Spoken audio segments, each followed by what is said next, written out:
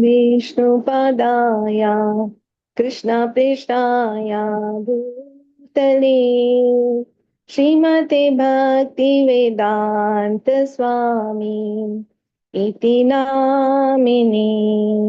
नमस्ते सरस्वती देवे गौरवाणी प्रचारिणी निर्विशेषा शून्यवादी पाश्चात्तादेशतारिणी। जय श्री कृष्ण चैतन्या प्रभो नित्यानंदा श्री अद्वैत गदाधरा श्रीवासादि गौरा भक्तवृंदा। जय श्री कृष्ण चैतन्या प्रभो नित्यानंदा श्री अद्वैत गदाधरा श्रीवासादि गौरा भक्तवृंदा। हरे Krishna Krishna Krishna Hare Hare Hare Rama Ram Ram Hare Hare Hare Krishna Krishna Krishna Hare Hare Hare Ram Ram Ram Hare Hare Hare Krishna Krishna Krishna Hare Hare Hare Ram Ram Ram Hare Hare Hare Krishna Krishna Krishna Hare Hare Hare Ram Ram Ram Hare Hare Hare Krishna Krishna Krishna Hare Hare Hare Ram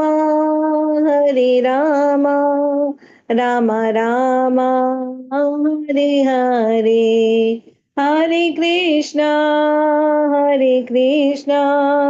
Krishna Krishna Hare Hare Hare Ram Ram Ram Hare Hare Hare Krishna Krishna Krishna Hare Hare Hare Ram Ram Ram Hare Hare Hare Krishna Krishna Krishna Hare Hare Hare Ram Ram Ram Hare Hare Hare Krishna Krishna Krishna Hare Hare Hare Ram Ram Ram Hare Hare Hare Krishna Krishna Krishna Hare Hare Hare Ram Ram Ram Hare Hare Hare Krishna Krishna Krishna Hare Hare Hare Ram Ram Ram Hare Hare Hare Krishna Krishna Krishna Hare Hare Hare Ram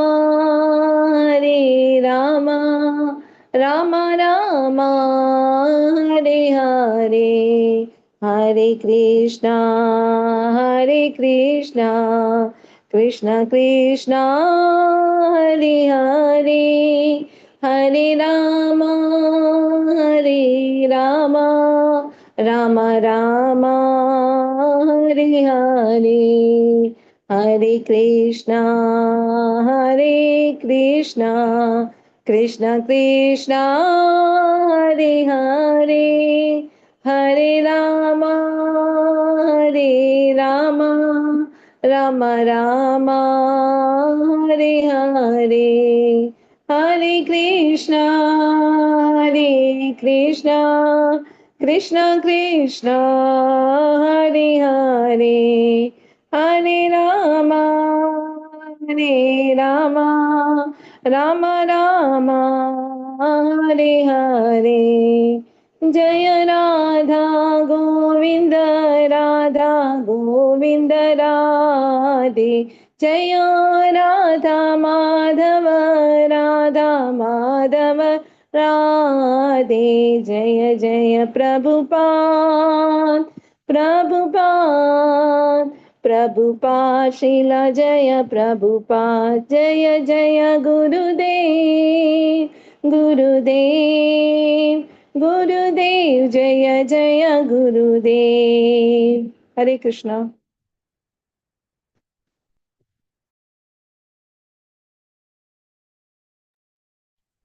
Hare Krishna, can you hear me? Yes, Mataji, we can hear you now. Yes, today Pran Chaitanya Prabhu will not come. I will be, we'll be taking ourselves through this class. This is like the, I think, last session or the last but one session. So anyone, whoever has attended, the last few sessions, would you like to give me a summary of it, please? And before that, I'll just start with the prayers, so you all can mentally start preparing. And thank you, Mataji. Attendance link is posted, so you can mark as well. Hare Krishna. Om Namo Bhagavate Vasudevaya. Om Namo Bhagavate Vasudevaya. Om Namo Bhagavate Vasudevaya. Hare Krishna. Om Ajnanatimra Andasya Jnananjala Chalakaya Chakshurun Militam Yena Tasmai Shri Guruve Namaha. Shri Chaitanya Manobishtam Stapitam Yena Bhutale Swayam Rupakadamaya Dadati Swapadatikam. He Krishna Karuna Sindhu Deenabandho Jagatpate Gopesha Gopika Kanta Radha Kanta Namastute Tapta Kanchana Gaurangi Radhe Vrindavaneshwari Vishabhanu Sute Devi Pranamami Hari Priye Vancha Kalpadarubhyascha Kripa Sindhubhya Evacha Patitanam Pavanebhyo Vaishnavebhyo Namo Namaha Nama Om Vishnu Padaya Krishna Prasthaya Bhutale Srimati Bhakti Vedantas Swaminiti Namine Namaste Saraswati Deve Gauravani Pracharine Nirvishesha Sunyavadi Paschatad Satarine Jai Shri Krishna Chaitanya Prabhu Nityananda Shri Advaita Gadadhara Shivachari Gaura Bhakta Vrinda Hare Krishna. Come on, everybody can join. Hare Krishna, Hare Krishna, Krishna Krishna, Krishna, Hare Hare, Hare Rama, Hare Rama, Rama Rama, Hare Hare Hare, Hare, Hare Hare Krishna, Hare Krishna, Krishna Krishna, Krishna, Hare Hare, Hare Hare Rama, Rama, Hare Hare Rama, Rama, Rama Rama Rama, Rama, Hare Hare Hare. Hare. Hare Krishna. Okay. Anyone like to give a summary of whatever we have done so far? I think we've done till 31 or 32. Do you recall? 31 or 32. Whatever we've done, can you just quickly summarize so far what was discussed? Or at least in the last class?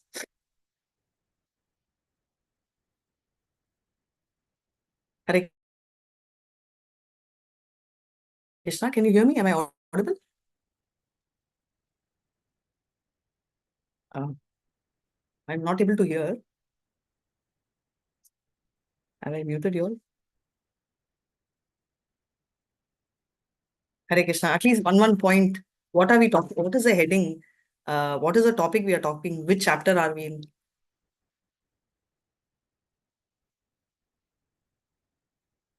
If you can tell me, can you hear me? Yes, Mataji. It's chapter 15. The Pandavas retire timely.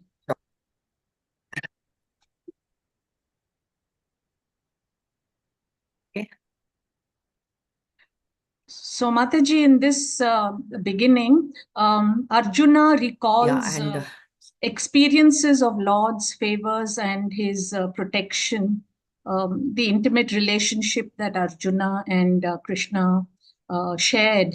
So Arjuna is recalling that. Very nice. So he talks about the intimate relationship. Does he only talk about the intimate relationship, or does he also exchange other things?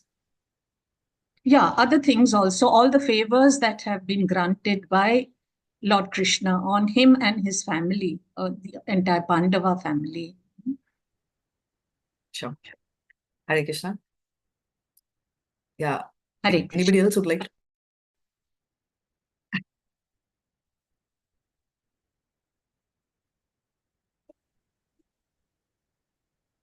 to? Anybody else would like to add to it?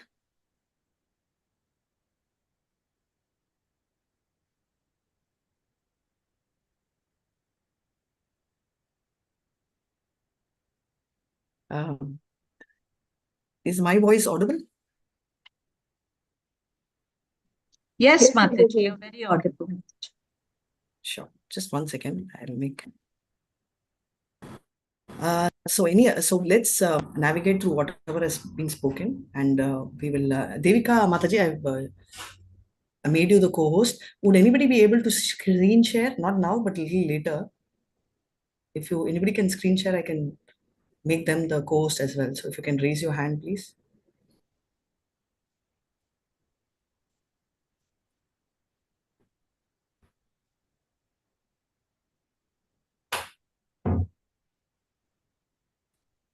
Okay. Anybody who can screen share, just raise your hand. Meanwhile, let me just give you a quick summary of the entire chapter. So what happens is we are continuing from chapter 14, and in chapter 14, Yudhishthira gets a very strong feeling based on what? There are two reasons why Yudhishthira gets a feeling of our Krishna's disappearance. What are the two major reasons why Yudhishthira suspects that?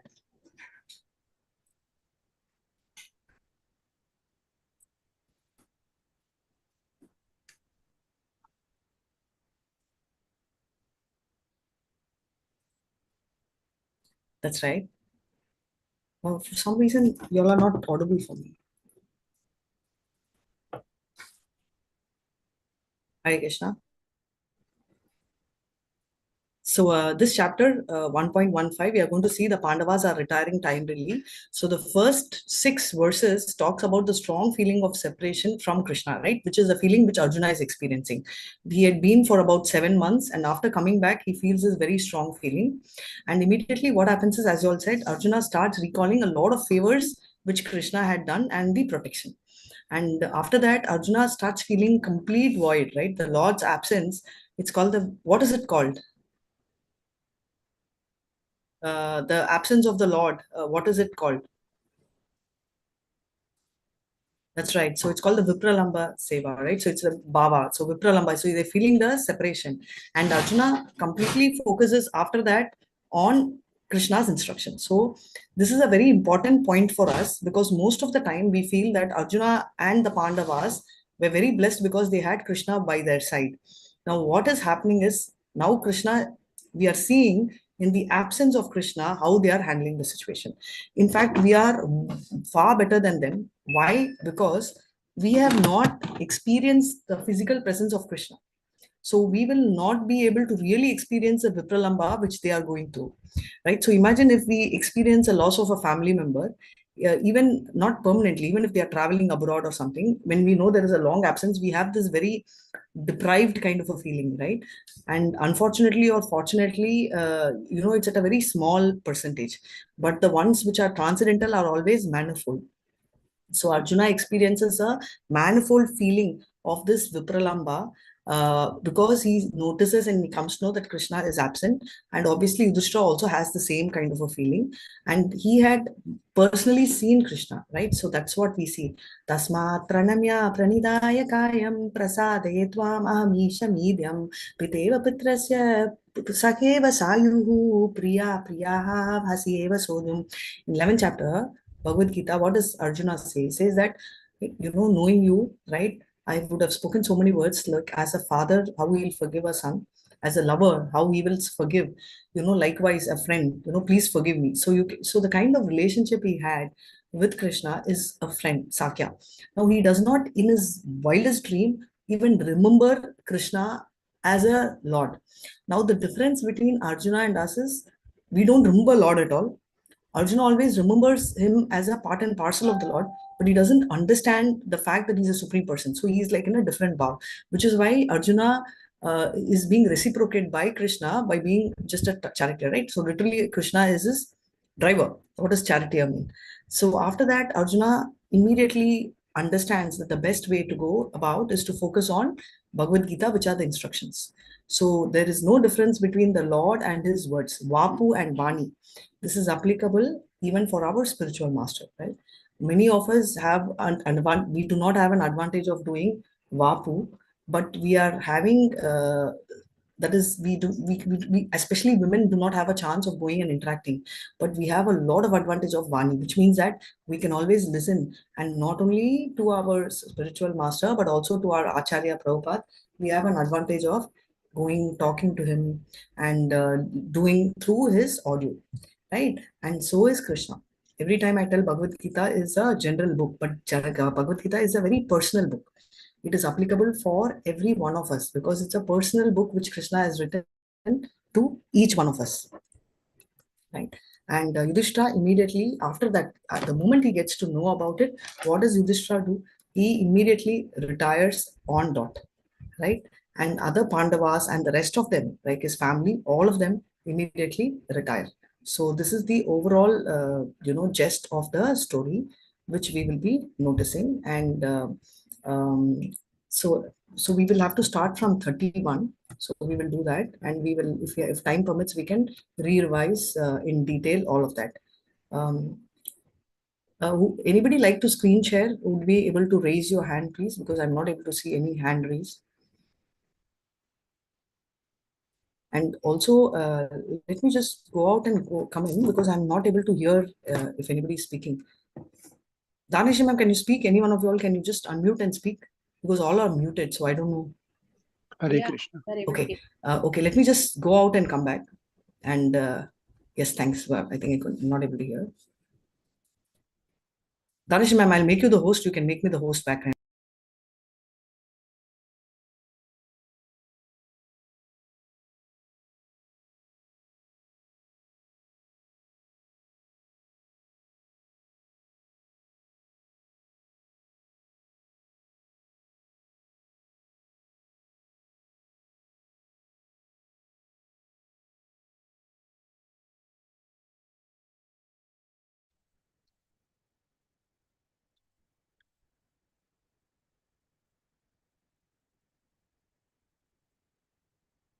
Hare Krishna, thank you so much.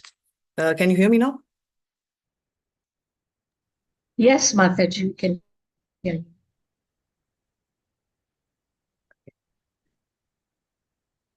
For some reason, I'm not able to hear you all.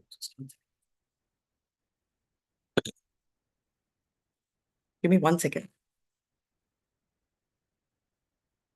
Okay, I had requested if anybody can screen share. So if anybody can screen share, can you just raise your hand?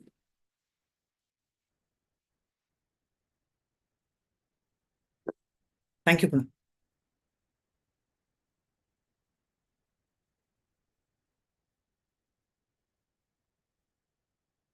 Ma Jesse oka laptop na kavalama. Hare Krishna.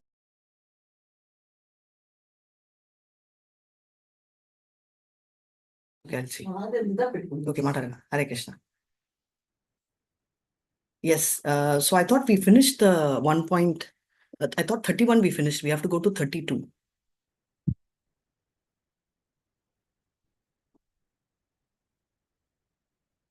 Let me just log in from another device.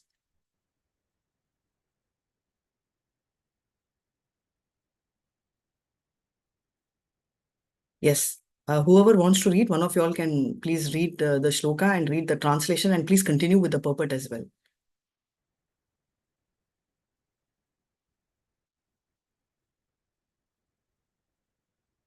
Okay, I will read that. Thank you. Finally, I can hear. Nishamshaya Bhagavan Margam Samastam Yedu Kulakshaya. We'll all follow. Nishamya Bhagavan Margam. Hare Krishna. Samastam Yedu Kulakshaya. Samsthan yadu kulasya cha. Swapataya Matim Chakre. Swapataya Matim Chakre. Nibradatma Yudhishthiraha. Nibratatma Yudhishthiraha. Yudhishthiraha. Synonyms. All glories to Srila Prabhupada ki jai. Nishamya, deliberating Bhagavat. Mataji, the synonyms we can skip. Let's go to translation. and talk. Translation by His Divine Grace A.C. Bhakti Vedanta Swami Prabhupada ki jai. Upon hearing of Lord Krishna's returning to his abode, and upon understanding the end of the Edu dynasty's earthly manifestation, Maharaja Yudhishthira decided to go back home, back to Godhead. Purport. Maharaja Yudhishthira also turned his attention to the instructions of Bhagavad Gita after hearing about the Lord's departure from the vision of earthly people. He began to deliberate on the Lord's way of appearance and departure. The mission of the Lord's appearance and disappearance in the mortal universe is completely dependent on his supreme will. He is not forced to appear or disappear by any superior energy, as the living beings appear and disappear, being forced by the laws of nature. Whenever the Lord likes, he can appear himself from anywhere and everywhere without disturbing his appearance and disappearance in any other place. He is like the sun. The sun appears and disappears on its own accord at any place without disturbing its presence in other places. The sun appears in the morning in India without disappearing from the Western Hemisphere. The sun is present everywhere and anywhere all over the solar system, but it so appears that in a particular place the sun appears in the morning and also disappears at some fixed time in the evening. The time limitation, even the sun, is of no concern, so that what to speak of the Supreme Lord, who is the creator and controller of the sun. Therefore, in the Bhagavad Gita, it is stated that anyone who factually understands the transcendental appearance and disappearance of the Lord by his inconceivable energy becomes liberated from the laws of birth and death and is placed in the eternal spiritual sky where the Vaikuntha planets are. There, such liberated persons can eternally live without the pangs of birth, death, old age and disease. In the spiritual sky, the Lord and those who are eternally engaged in the transcendental loving service of the Lord are all eternally young, because there is no old age and disease and there is no death. Because there is no death, there is no birth.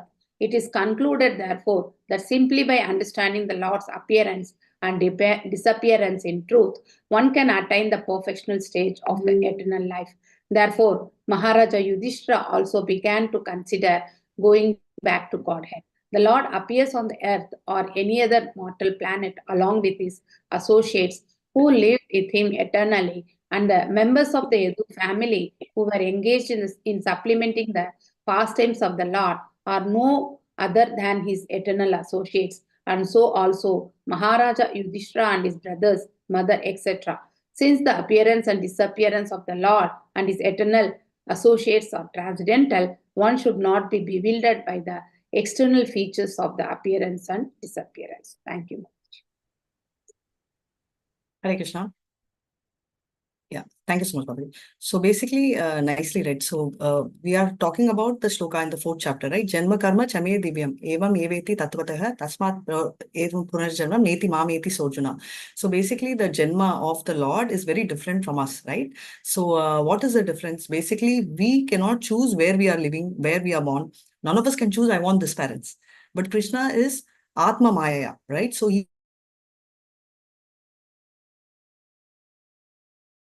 So Krishna's activities are eternally happening in one universe or the other. For example, let's assume that the Balya Leela, like we are seeing the Damodar Leela also, which is the Damodar month. Let's say it's happening right now in our universe. If this is physically happening right now, after the Leela gets over, the same Leela gets repeated in another universe. Just like how the clock keeps turning, over and over, Krishna's Leelas are happening. So when you say Krishna, that is why we do not say Krishna passed away. We say Krishna disappears, which means that it is not we are not able to see it. It is not visible for our eyes. This does not mean that it is not available at all. The analogy given here is like the sun, right? The sun is constantly there. It is just that one part of the world is able to see the sunlight and receive the benefit of the sunlight, whereas the other part of the world is not able to view the sun. We cannot say that, therefore, sun is not there, it's gone. Yes, we used to say that when we were children, but we don't anymore say that, right? So that is exactly what is mentioned here. The comparison of Krishna's pastime appearing and disappearing is exactly as that of the sun, which appears and which leaves, right? So that's what is explained out here. We can go to the next verse. If you all have any doubts, please raise your hands. Also, please have your hands raised for reading the next verse. I don't have to call you all. You all can take turns and go on to the next. Yes, Gita Mataji, you can go with the next. Hare Krishna. Yeah, please go ahead. Chant. Hare Krishna. Hare Krishna. Pratapyanushritya dhananjayoditam Dhananjayoditam nasham yadunam bhagavat gatim chatam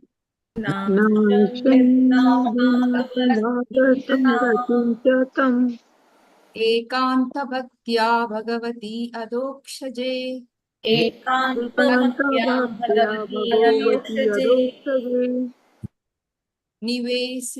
nivesitam tamopararama samashvetah Hare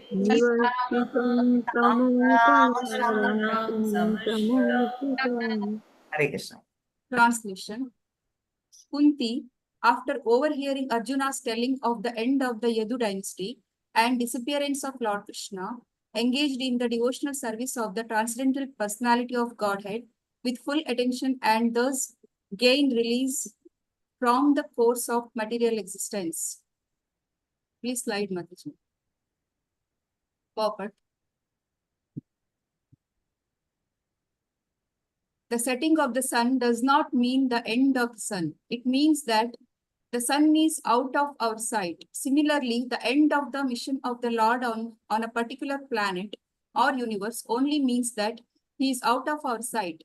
The end of the Yadu dynasty also does not mean that it is annihilated. It disappears along with the Lord out of our sight. As Maharaja Yudhishthira decided to prepare to go back to Godhead, so also Kunti decided, and thus she fully engaged herself in the transcendental devotional service of the Lord, which guarantees one a passport for going back to Godhead after quitting this present material body. The beginning of devotional service to the Lord is the beginning of spiritualizing the present body, and thus an unalloyed devotee of the Lord crosses all material contact in the present body. The abode of the Lord is not a myth, as is thought by the unbelievers or ignorant people, but one cannot reach there by any material means like a Sputnik or space capsule. But one can certainly reach there after leaving this present body, and one must prepare himself to go back to Godhead by practicing devotional service that guarantees a passport for going back to Godhead, and Kunti adapted it. Thank you. Hare Krishna. So very nicely, Prabhupada has written about the passport, right? The only passport, the means to which we can reach Krishna is by actually devotional service, right? So this is what is actually spoken throughout Bhagavad Gita, time in, time out. So what happens is, first when you see, though Yudhishthira is lamenting and Arjuna is lamenting, first step is the moment Krishna is, the moment Yudhishthira gets to know that Krishna is left, he just leaves. I'm getting the usual style of pack your bag and leave, but he doesn't even pack, right? Just leaves.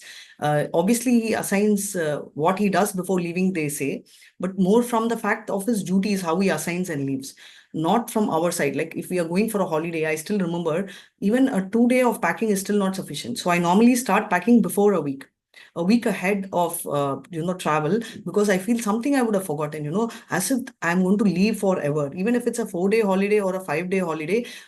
Do you agree? Or am I the only one who does that? I keep thinking, oh, I forgot sunscreen. Oh my God, I forgot, in case my card doesn't work, should I unload my funds? And if it's abroad, should I take a travel card? Do we do that? Right? We keep breaking our head for just a very small holiday, which could be just a 5-day or a 6-day. But then just imagine Yudhishthira is going to leave the kingdom and go, which is technically not required because Yudhishthira Rajam is called Rama Rajam. Just like how it is, who is one more king who ruled in such a great manner that literally sannyasam was not required? Can you name or think of a king? Hare Krishna. One is King Bharata. Rama, Hare Krishna. Janaka. Amrish Maharaj, very nice. Janaka Maharaj, King Bharat. All of these people are extremely it's a very interactive session. So I request all of you all to speak because most of the time if you're silent, I don't know if my voice is even heard. There's no right answer, wrong answer. I always notice Pran Chaitanya Prabhu's class is very interactive. So if you all are not interactive here, I start feeling a little low. So to help me, help you all. So let's, communicate and talk to each other. Thank you. So after Yudhishthira, who's the next person who's leaving or getting ready to leave? Hare Krishna. Who's the next person after Yudhishthira? Yudhishthira first is ready to leave. Who's the next person who heard and just ready to leave? Arjuna. Kunti. Exactly. Thank you so much. Kunti Maharani. Kunti Maharani, the moment she hears, we all have read in the first canto, 8th chapter, how she started feeling, so attached to Krishna, right? So we have seen very clearly how the entire songs of Krishna, the verses she sang was so beautiful. Talks about her, we also said, right? Vipada santata chasvat yatra yatra jagadguru bhavato darshanam yatvat apunar bhava darshanam. So keep giving me calamities, taking in time after time, right? So this is what, this is the kind of a feeling which we are in. Yeah, all are in labor. Okay, so time after time, so they're just in a frame of mind where they're all willing to just leave things then and there. So Kunti Maharani was willing to take any kind of calamities. For us, also we can tell, but the kind of calamities which Kunti Maharani has faced, we are not even 1% of that, right? Do you all agree with me? We have even our entire life calamities would be just 0.1% because she's lost her husband at a young age. She had to take onus of 2 more children. She had a child for which she was still chased and, done. All of that is going on.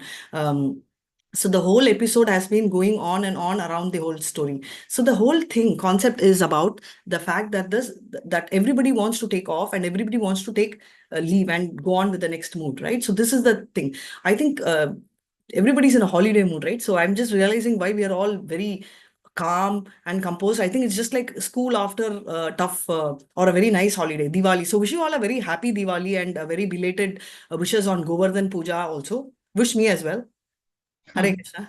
Hare Krishna, Mataji. Wish you the same. Thank Wish you you so the much. same, Mataji. Yeah. Wish everyone the same. Thank you so much. So now, coming back to the entire story of the sun, why am I bringing this? And Diwali is like after the festival of lights, we're feeling very low, right? Just after a function, it's like the holiday blues, right? So when you come back on Monday to school, the school is very boring. We call it Monday blues. The class is very boring. The teachings are boring. The office is even more boring, right? Same ways, just imagine for them after they've experienced the real light, just the lamp we've experienced, and we feel like that. And the point is, everything else is absolutely painful and traumatic, right? For them, Krishna has gone. And what to do next, nobody knows. So they're all stuck. The only thing they're very clear is they want to go back to Krishna. They're very clear of something which is important for them in life. What we are not clear about. What we are not clear about is we are clear what to do here on earth. That also not very sure. But definitely what we don't know is that we have to focus on Krishna. Right? Most of us, at least I don't know, because many times I think I know after reading, but there is a difference between jnana and vijnana. Right? Jnana is whatever we have learned through. I have read all this, so I have the jnana. But the fact that I am unable to implement it shows that I'm lacking the vijnana. Right? So today we know that, okay, Krishna's abode is there, right? Because Brahma says that. So, and how Krishna looks, that is also there, right? How he looks very beautiful. Venum kwanantam aravinda talaya traksham barhavatam sasitamudha sundarangam kandarva kodi kamaniya vishesha chobam govindamadi purusham tamam bhajami venum kwananta. So Krishna is looking very beautiful with the flute, right? So he has the flute. How does he look? Barhavatamsa, with the peacock feather. Eyes are big. Innum konandam Aravinda Talaya Draksham. Eyes are so big and beautiful. Bharava Tamsa with peacock. Okay, and Kandharva Kodi. Thousands of cupids are like falling for him and falling off the chair, right? He's so handsome. So that kind of a Lord, who is he? Govindam Adi Purusha. He is the original Purusha. Clearly, the description of Krishna is explained in many places, specifically here. And also the relationship, Kunti also says, Krishnaya Vasudevaya, Devaki Nandanaya cha, Nanda Gopakumaraya, Govindaya Namo Namaha. So she's also telling, oh, how Krishna is. He's like, who is this Krishna? He's the neighbor's son. Krishna, even Draupadi is called Krishna. How do we know? So that is why they are always talking with the family name, family tree, heredity, Gotram, everything is explained. So beautifully, each sloka, each verse is defined and cleared and delivered so that there is absolutely no ambiguity at any point in time. So let's move on to the next verse, Hare Krishna. And whoever wants to read can go ahead and keep your hand raised. And yes, Priyadashini Mataji, I'm not able to hear your voice unless you speak once more and I can tell. Yes, Usha Kamat Mataji. Just a second for Guna to scroll. Hare Krishna, Mataji. Hare Krishna. Yeah. Verse 34. Yaya harad bhuvo bharam. Yaya haradho varam. Tam tanum vijaha vajaha. Tam tanum vijaha vajaha. Kanthakam kanthake neva. Kanthakam kanthake neva. Vayayam chapishituha samam. Dvayam chapishituha samam. Translation and purport by His Divine Grace, Srila Prabhupada, Prabhupada Ki Jai. The Supreme Unborn Lord Shri Krishna caused the members of the Yadu dynasty to relinquish their bodies, and thus he relieved the burden of the world. This action was like picking out a thorn with a thorn, though both are the same to the controller. Purport, Srila Vishwanatha Chakravarti Thakura suggests that the rishis like Shaunaka and others who were hearing Srimad Bhagavatam from Shuta Goswami at Naimisharanya were not happy to hear about the Yadus dying in the madness of intoxication. To give them relief from this mental agony, Suta Goswami assured them that the Lord caused the members of the Yadu dynasty to relinquish their bodies, by which they had to take away the burden of the world. The Lord and his eternal associates appeared on earth to help the administrative demigods in eradicating the burdens of the world. He therefore called for some of the confidential demigods to appear in the Yadu family and serve him in his great mission. After the mission was fulfilled, the demigods, by the will of the Lord, relinquished their corporeal bodies by fighting amongst themselves in the madness of intoxication. The demigods are accustomed to drinking the soma rasa beverage, and therefore the drinking of wine and intoxication are unknown to them. Sometimes they were put into trouble for indulging in intoxication. Once, the sons of Kuvera fell in the wrath of Narada for being intoxicated. But afterwards, they regained their original forms by the grace of the Lord Shri Krishna. We shall find this story in the 10th canto. For the Supreme Lord, both the Asuras and the demigods are equal. But the demigods are obedient to the Lord, whereas the Asuras are not. Therefore, the example of picking out a thorn by another thorn is quite befitting. One thorn, which causes pinpricks on the leg of the Lord, is certainly disturbing to the Lord. And the other thorn, which takes out the disturbing elements, certainly gives... ಅಲ್ರಿ ಶ್ರೀಪೆರಂಬೂರು miss ಆಗ್ಬಿಡುತ್ತಲ್ವಾ ಇನ್ ಯಾವತ್ತು ಬರ್ತೀವೋ ಏನೋ ನಾವ್ ಈ ಕಡೆ Just 1 second. ಇಲ್ಲಿ ತೋರಿಸ್ತಾ ಇದೆಯಪ್ಪ estimated arrival time at 11:50. Yeah, go ahead, Usha Mataji. So, although every living being is a part and parcel of the Lord, still one who is a pinprick to the Lord is called an Asura, and one who is voluntary servitor of the Lord is called a Devata or demigod. In the material world, the Devatas and Asuras are always contending, and the Devatas are always saved from the hands of the Asuras by the Lord. Both of them are under the control of the Lord.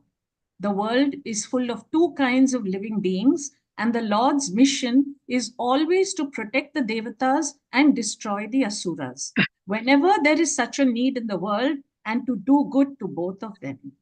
Hare Krishna. Hare Krishna. Thank you so much for a very clear reading. So now I want to ask one thing. Is Krishna partial? Is Krishna Yes, partial? Mataji. Yes, Mataji. Is it okay to be partial? It's very unfair, no? If a mother is partial towards the children, we say it's not fair. How do we accept Krishna being partial as fair?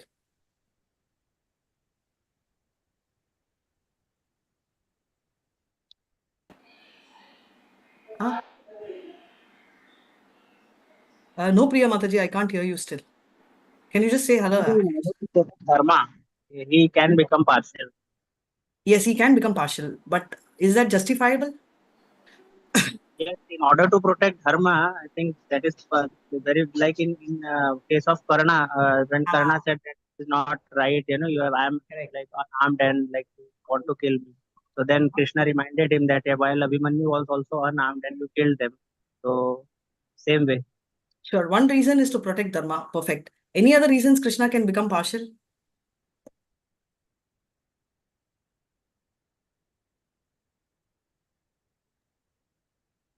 He can be partial to those who are his pure devotees. Absolutely. He can be partial to his What do you? devotees. That is why Krishna is saying, Api chetu duracharo, bhajatam mam anyanyabhak, chatureva samantavyam, samtak vivasito hi hasaha. So that means what? Even a dudachar, which means even a most abominable act done by a devotee, Krishna says, I will take care. You don't worry.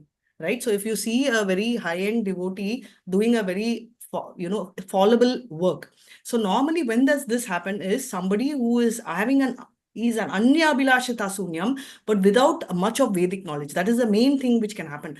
He may land up doing, see, normally anyone who's done or completely read Shastras will never land up doing a mistake. But the thin possibility of such things will be typically a set of people who are having complete bhakti, but the chance of not having a Vedic knowledge makes them fall. So Krishna says that I will give them tesham satata yuktanam bhajatam priti durvagam dadami buddhi yogam tam enamam upayantite. So Krishna will give that light from inside. Jnana deepesha vasvada, next shloka, right? The Chatur shloka. So the next one, he will glow from inside and teach.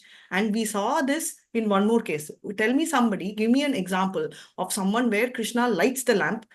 Krishna, as in any of Krishna's avatar, lights the lamp for somebody who is not really educated or qualified. Who's that? Can you think of any example where Krishna actually does that?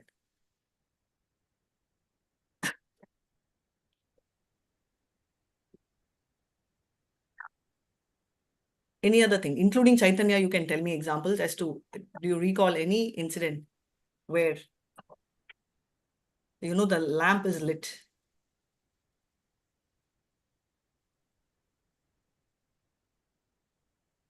Duru Any other? Maharaja. Sorry? Duru Maharaja. Who is a very beautiful example. Small child, 5-year, right? How much can a child understand? Om Namo Bhagavate Vasudevaya. That was taught to him by Narada Muni. He followed the process, 5-year-old child, right? And how that light came from inside, that from a materialistic thought, how he went. Of course, he did not do any durachar. However, this is a very beautiful example where he just automatically changed from a materialistic mind, right? And also, if you see in Chaitanya Charitamrita, there is this not so literate Brahmana who actually was reading Bhagavad Gita with a lot of faults and he barely could read it well. When Chaitanya asked, what are you doing and why are you crying? He says that I can't even read well. Then why are you crying? He says that look at Krishna. He's the charioteer of, this particular beautiful story, right, of this entire Ratha. So I immediately said, Chaitanya immediately said, oh, okay, then you understood Bhagavad Gita completely. Because if you can understand Krishna is so great, at the same time, he's so cute and down to earth and he's so humble, then you understood the concept of, because our 7th chapter talks about what, even the 10th chapter for that matter, talks about the greatness of Krishna. Right? Then as we go and read the 9th chapter, rest of the chapters, we also, besides the greatness of Krishna, we also try and understand the beauty or the love for Krishna and the love Krishna has for us. Which is why I always tell Bhagavad Gita is not a general book. No doubt of all the scriptural literatures, Vedas, Bhagavad Gita is the only book which says Bhagavan Vacha. There is no other book which says Bhagavan Vacha. It will be Son of God, Messenger of God, Prophet of God. Having said that, Krishna is not writing one book. He is writing you, me separately a love letter. So when you open Bhagavad Gita as a general book, it's a general book. But if you read, that is why it is called the secret. Book of secret. It's a confidential book, because if you see this as a love letter, Krishna has personally written to you. And my only request is, if anyone has not read Bhagavad Gita in that thought, after the class, my request is just open one moment, any one page, thinking that Krishna has personally written this letter to you. Then you will know how you can relate. And now coming back to the main story, Krishna is uniform to both, but obviously is partial to devotees. Now, how can he be partial? Does he have a restriction? No, you cannot become a devotee. Has Krishna told, hey, no, you are dark, you should not become a devotee? Or Radhika, you do not have family supporters much in, in spirituality. You cannot become devotee. You have to have a lot of people to support you. Has Krishna put these conditions to any of us? Hare Krishna? No, right? So tell me a devotee who comes from a Rakshasa family and has become a devotee. Prahlad Maharaj. Very good. Very nice. Prahlad. What better example we need? Prahlad is from a typical, proper Rakshasa family, right? Hiranyakashipu bloodline. So Krishna says that you're eligible to become a devotee. I have told I love devotees. I'm going to be partial. But he never tells, boss, you're an asura, so you cannot become a devotee. So basically, a thorn can be removed by another thorn, and one thorn here represents the asuras, and the other thorn represents the devatas, right? So the asuric thorns are removed by another child called the devic thorn, which Krishna takes the help of devatas. So why is this analogy coming here? Is because when Krishna is coming there, who are all coming along with Krishna? Whenever Krishna comes, who are all accompanying Krishna?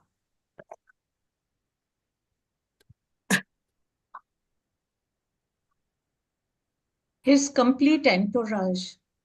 Exactly. So his complete entourage means who are they?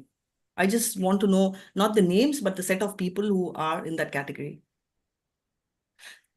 His devotees, his supporters. Excellent. His devotees, and who are the supporters?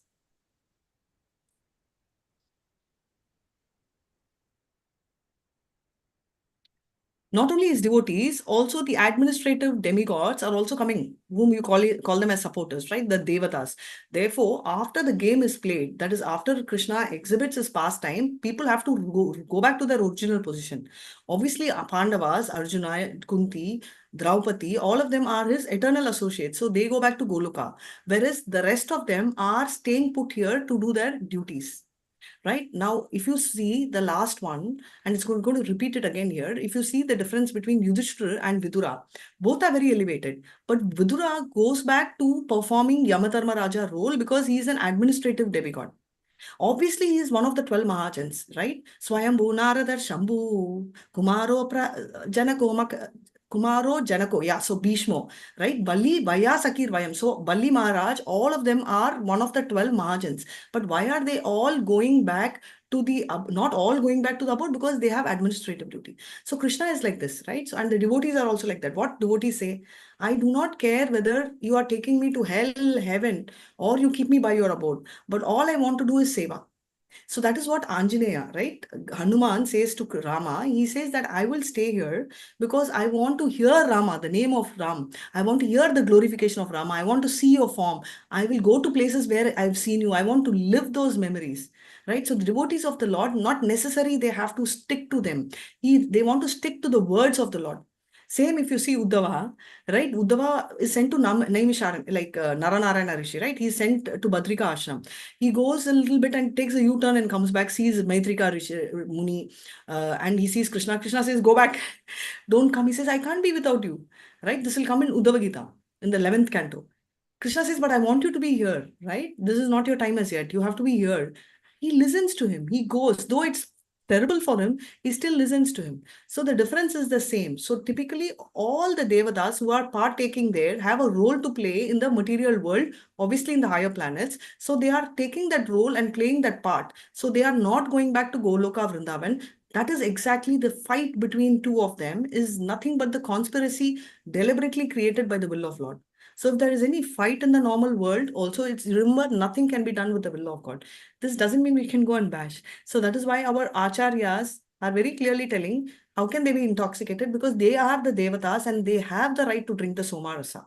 And they are used to that, so they are used to intoxication. However, some of them misuse it. We have our very great Damodar Leela continuation. Who are the two handsome heroes of Kubera who got intoxicated?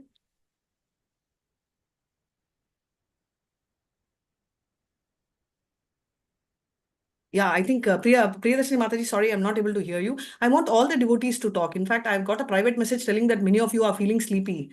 I'm sure that Krishna Kada can. So I've also replied back telling that Krishna Kada will wake up even the sleeping souls. So I'll. Manigriva and Nandukavera. Yeah, thank you so much. And Priyadashini Mataji, thanks for the message as well. Nala Kuvera and Manikriva. So these are the two very beautiful, handsome guys who misused their freedom and landed up as trees, but still blessed because they were cursed by whom? Whom were they cursed by? Narada Muni. So by Narada Muni. Narada Muni cursed them, and therefore they were actually it's like a blessing in disguise, right? So Narada Muni's curse is also a blessing, and therefore, if you notice, Vidura also actually scolds Dhritarashtra. But imagine just being connected physically as a brother, as a step brother. Vidura, who's gone to sannyasi, need not worry about him. Sarvadharmam parityaja mam ekam sharanam braja. Aham tvam sarva papebhyo moksha ikshami ma suchaha. But still he remembers, he comes back. So that's a blessing. For us to think of a spiritual soul is a blessing. But for a spiritual soul to think of us is a boon, right? So these are people who are blessed. So any of the devotees, the demigods, all of them are blessed by Krishna that he was personally taking care either directly or through sadhu, and for us mainly through the literature.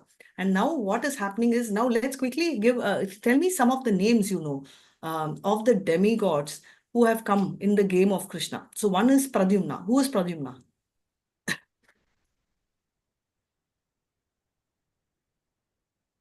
Please, all of you all unmute. I see only Murari Hari Prabhu unmuting. Can you all please turn your videos on? Can I request all of you to turn your videos on whenever possible? Yeah, thank you, Priyadashini Mataji. I think she's having that. Can I have Krishna son through Rukmini? Yes, thank you. Krishna son through Rukmini, but which demigod was he?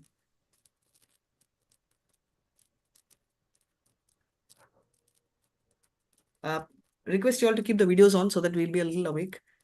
So, who is he? Among the demigods, whom do you think is Pradyumna? Radheshri Mataji, anybody else? Yeah, unmute and...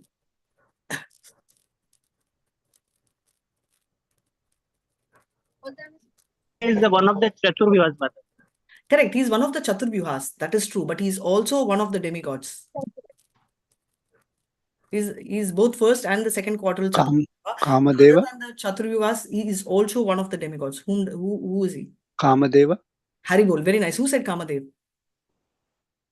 It's me, Murli Kari. Murli Kari Babu. Excellent, Prabhu. Yes, he's Kamadev, Cupid, right? So that is why, Pradyumna is considered to be as handsome. He looks exactly like Krishna and he looks as handsome as him. So beautiful, so handsome, and many people really fall for Pradyumna because he's none but Kamadev. And obviously Krishna is Kandharva Kodi Kamaniya. So he's like thousands of cupids. So you can imagine the combination. Now, who is Samba? How is Samba related to Krishna? He was his son. Whose son? Yeah, Krishna's son through? Jambavati. Haribol, very nice. Jambavati, Jambavati. yeah. Which demigod is he? Yeah, very nice. Jambavati. He's an incarnation of Lord Shiva. Haribol, very nice. Superb. So thanks, Mamta Mataji. He's a representative of Skanda, right? The commander-in-chief, Skanda. He is Skanda Muruga. So these are the demigods who have the job. And Vidura ultimately is? Yes, he's Yamaraj. So therefore, all of them have to go back to their original abode and perform their pastimes. And which is why, it is important that they are actually going back. And which is why, if you see in Dwarka, if anybody dies in Dwarka, which is the Dharma Kshetra, they will go back to Goloka Vrindavan or Dwarka, right? Dwarkadish. So he'll go back, all of them will go to the Krishna Loka. But to make sure that they do not go directly and they have to go back to the respective abodes, Krishna plays a game, tells her, please come, let's go and take bath in Prayag, and pulls them out, and disappearance happens at that place. which is why first Balram disappears, and after that, many of the other demigods disappear. There's a fight among Yaduvams, which is also communicated slowly by Arjuna to Yudhishthira. So let's move to the next. And who would like to read the next can go ahead. Unfortunately, Priyadashini Mataji, I'll miss your reading because I can't hear you. Hare Krishna. Yeah. Guna, you can move to the next. Yeah, thank you. Hare Krishna.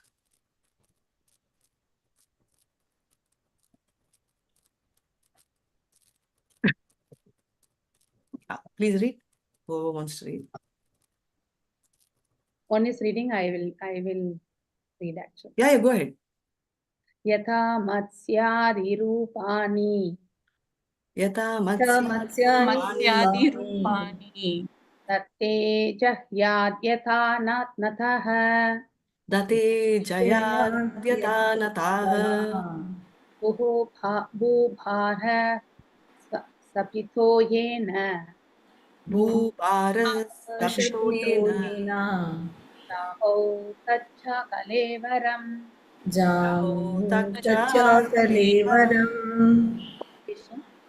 The Supreme Lord relinquished the body which he manifested to diminish the burden of the earth, just like a magician. He relinquishes one body to accept different ones, like the fish incarnation and others. Popat. Mataji, little bit scroll up. Gunashri Mataji. Thank you. The Supreme Personality of Godhead is neither impersonal nor formless, but his body is non-different from him, and therefore he is known as the embodiment of eternity, knowledge, and bliss. In Brihat Vaishnava Tantra, it is clearly mentioned that anyone who considers knowledge and bliss. Mataji, your voice is very feeble. I've lost you. Tanishri ma'am. You're not able to hear me. It's full actually. Are you able to hear me now? Who considers the form of Lord Krishna to be made of material energy must be orchestrated by all means. And if by chance the face of such an infidel is seen, one must clean himself by jumping in the river with his clothing. The Lord is described as Amrita or deathless because he has no material body. Under the circumstances, the Lord's dying or quitting his body is like the jugglery of a magician. The magician shows his tricks that he is cut to pieces, burned to ashes, and made unconscious by hypnotic influences. But all are false shows only. Factually, the magician himself is neither burnt to ashes nor cut to pieces, nor is he dead or unconscious at any stage of his magical demonstration. Hare Krishna, I'm not able to hear her. Are you able to hear? Yes, Mataji, she's audible. Okay, please go ahead. Yeah, she's audible. Okay. Similarly, the Lord has his eternal forms of unlimited variety, of which the fish incarnation, as was exhibited within the universe, is also one. Because there are innumerable universes, somewhere or the other, the fish incarnation must be manifesting his pastimes without cessation. In this verse, the particular word dathe, eternally accepted, and not the word vitva, accepted for the occasion, is used. The idea is that the Lord does not create the fish incarnation. He eternally has such a form, and the appearance and disappearance of such an incarnation serves particular purposes. In the Bhagavad Gita 7.24 and 5, the Lord says, the impersonalists think that I have no form, that I am formless, but at present I have accepted a form to serve a purpose, and now I am manifested. But such speculators are factually without sharp intelligence. Though they may be good scholars in Vedic literatures, they are particularly ignorant by my inconceivable energies and my eternal forms of personality. The reason is that I reserve the power of not being exposed to the non-devotees by my mystic curtain. The less intelligent fools are therefore unaware of my eternal form, which is never to be vanquished and is unborn. In the Padma Purana, it is said that those who are envious and always angry at the Lord are unfit to know the actual and eternal form of the Lord. In the Bhagavatam also, it is said that the Lord appeared like a thunderbolt to those who were restless. Shishupala, at the time of being killed by the Lord, could not see him as Krishna, being dazzled by the glare of the Brahmajyoti.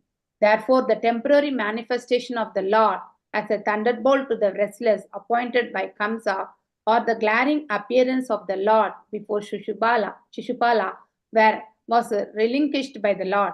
But the Lord as a magician is eternally existent and is never vanquished in any circumstance.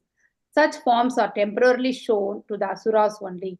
And when such exhibitions are withdrawn, the Asuras think that the Lord is no more existent, just as the foolish audience thinks the magician to be burned to ashes or cut to pieces. The conclusion is that the Lord has no material body and therefore is never to be killed or changed by his transcendental body. Thank you. Hare Krishna. Hare Krishna, very nicely read. Thank you so much, Madhavi. Sorry, I lost you in between.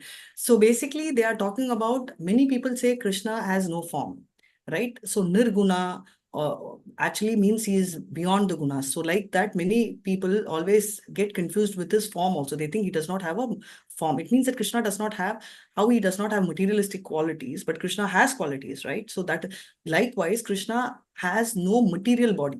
So this is also an analogy which is given as a magician. If you see, magician will correctly come and show a coin, but you can't use that particular coin.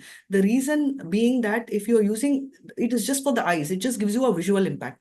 Like that, Krishna is given is appearing like that. And many cases, if you see, we saw in our previous shlokas also, Ete chamsa kala pumshaha Krishnastu Bhagavan Swayam Indra Rivyakulam Loke Mridunante Yuge. So basically, of all the incarnations which is gone and whichever is going to happen, Krishna is Bhagavan Swayam, right? That means he is a Swayam Bhagavan. Very clearly, Krishna says he is the original personality of Godhead, right? So he is the avatari and the rest of the avataras.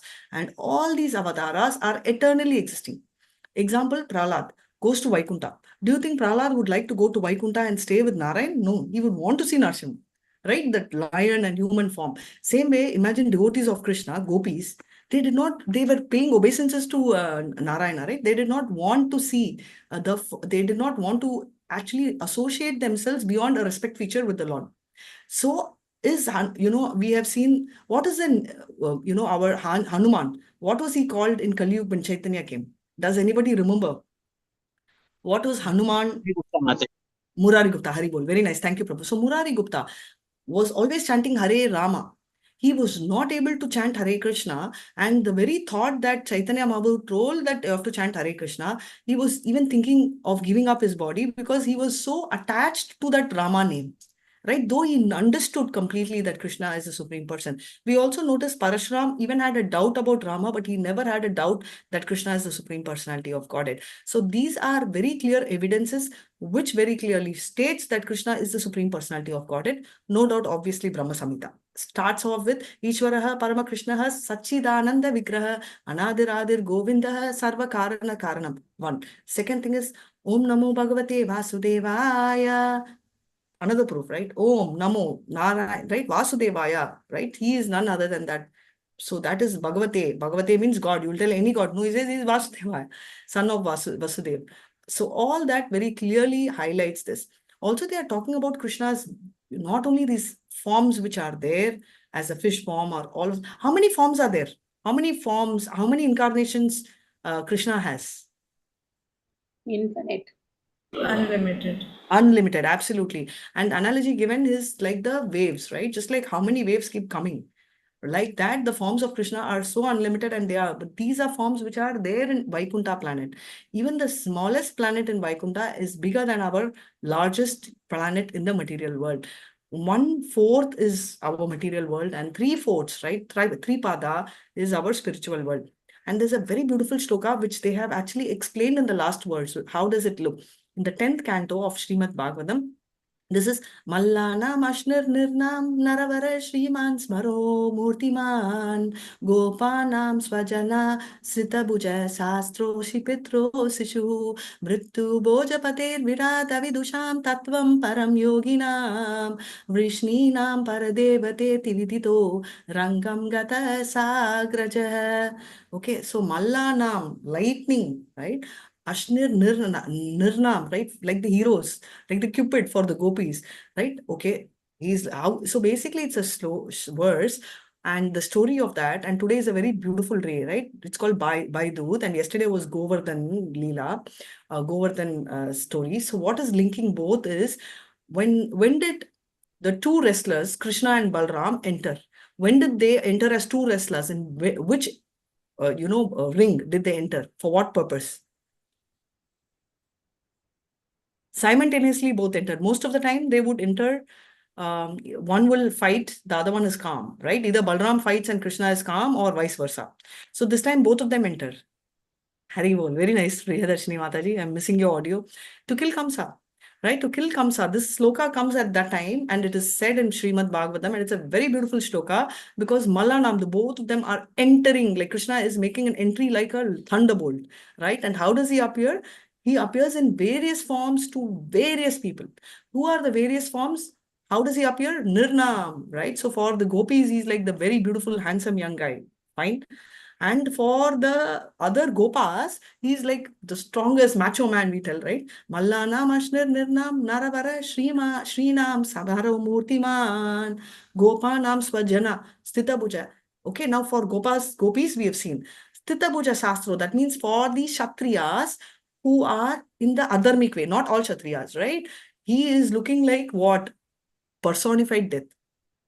Right? So he very clearly is talking about Mallanam Ashnirinam Naravar Srinam Smaro Murtiman Gopanam Swajana Sthitabuja Shastro Shipitro Sichuha Mrityu Bojapater. Mrityu for Bojapater. Bojapater means Kamsa. He's like death personified. And for other Sthitabuja, all the wrong doers, he's like real nightmare. But he is like all the gopas who are elderly, right? Like the Sishu, like the small child. He's like a baby, right? Vatsalya Rupa they are saying. So he's like that. He is relating. And Vrishnina Paradeva Deti. So basically for Vrishnis, he's like the topmost Devata, right? He's the Lord, best of lords, right? Because they can relate to him. And while he's entering, comes along the greatest hero, our Balram, right? Dahu. Today is Baidut. And in North and in Goloka Vrindavan, Krishna, Balram is celebrated as the Dahu. Dahu means brother, right? He's celebrated as the brother, right? So actually today being Baidut, it means like we should thank the brother to give us his younger brother so that we can connect together and go back to Goloka Vrindavan. So this is how Krishna in one look gives various multiple looks to various people. Right? And not only in his original form, even in the avatar. If you see Narsimha, he was like fear personified. Hiranyakashipu was actually having his heart in his mouth. Whereas if you think of him, our little boy Prahlad, he runs and, garlands him. He is just not scared. Not even having a bit of fear, right? Because Abhayam, Krishna can give Abhayam, at the same time he can give Bhayam. So this is what he is speaking about. So any doubt so far? Otherwise we can go ahead. And all those like Shishupal also he killed, and they also reached the Brahmajyoti, right? So, and of course, in Shishupal's case, many of them did not reach the Brahmajyoti. They took the Sarupya Mukti. They went into the Vaikuntha and took the form of Krishna because that was a blessing. But many others, actually, the impersonalists took the Sa, that is typically the Sayuja. So typically the Brahmajyoti. They stayed there. How long you can be in an empty space? If you're in a plane, we enjoy flying, but we'll be hoping, no, how long is the plane flying? I just want to land. When will it land?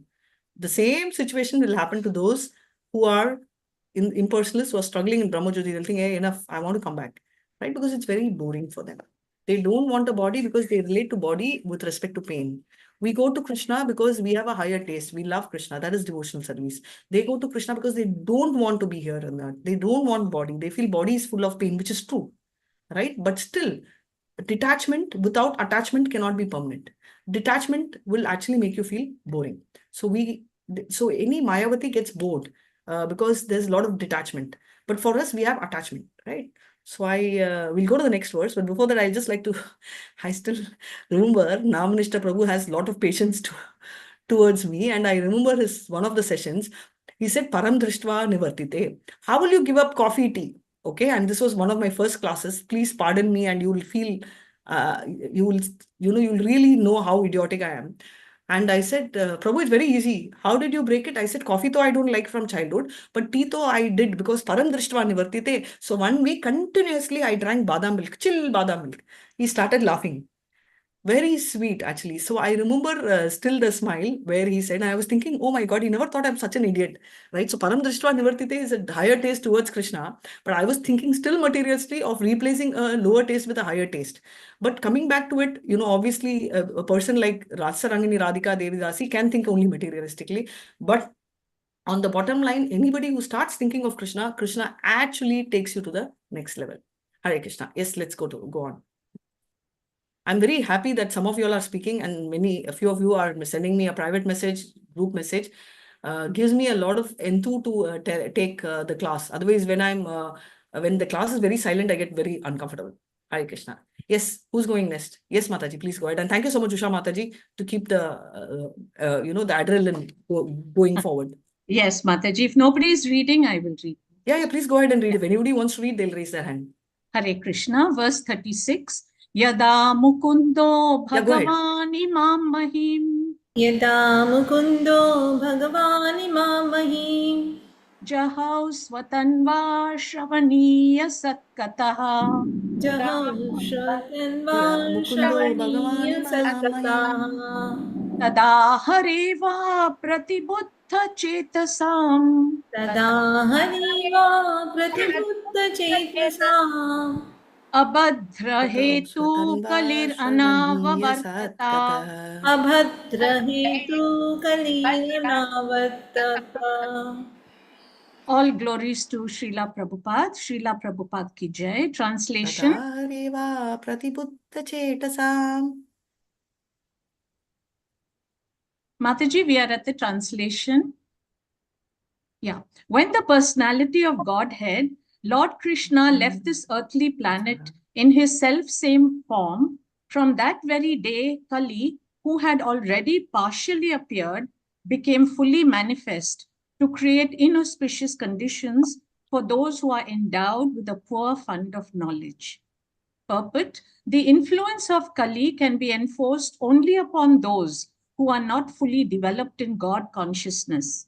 One can neutralize the effects of Kali by keeping oneself fully under the supreme care of the personality of Godhead. The age of Kali ensued just after the battle of Kurukshetra, but it could not exert its influence because of the presence of the Lord. The Lord, however, left this earthly planet in his own transcendental body, and as soon as he left, the symptoms of Kali Yuga, as were envisioned by Maharaj Yudhishthira prior to Arjuna's arrival from Dwarka, began to manifest, and Maharaj Yudhishthira rightly conjectured on the departure of the Lord from the earth. As we have already explained, the Lord left our sight just as when the sunset is out of our sight. Hare Krishna. Hare Krishna. So the Kali Yuga influence actually started as soon as Kurukshetra war, because if you see at that time itself, people were fighting. There were a lot of anarthas which were happening. But what was the difference is because the moment Kurukshetra war was over, Kali was not able to enter because Krishna is there. Right? Because Krishna was there, but obviously when Krishna is there, Kali cannot enter. The moment Krishna disappeared, whatever we are saying, right? Prayen alpaisha sabde kalo asmin yuge janaha mandahasu mandamatayo mandabhagya hi uparitaha. Means what? Mandabhagya, we have short lives, we have dumb brain, right? It's one nice Sanskrit shloka which I feel, it's very nice, sweet abuse, right? We can abuse people will not even understand, but that's a reality. Today, we are all in that Manda Bhagya, Manda Sumanda, very dumb, short-lived, short memory, right? Everything about us is very not really worth speaking about. Those kind of things were not experienced. And we saw this in the 14th chapter. And in continuation with that, why was it suddenly reflecting for him is because Kali had already entered. Right? If you see, Kali entered, but because Krishna was there, Kali was not able to take its power. Because Krishna was there, it was sort of hiding. And which not only with respect to Kali, it also happens. That is why if we take the shelter of Krishna, Kali cannot do anything. Same with Maya.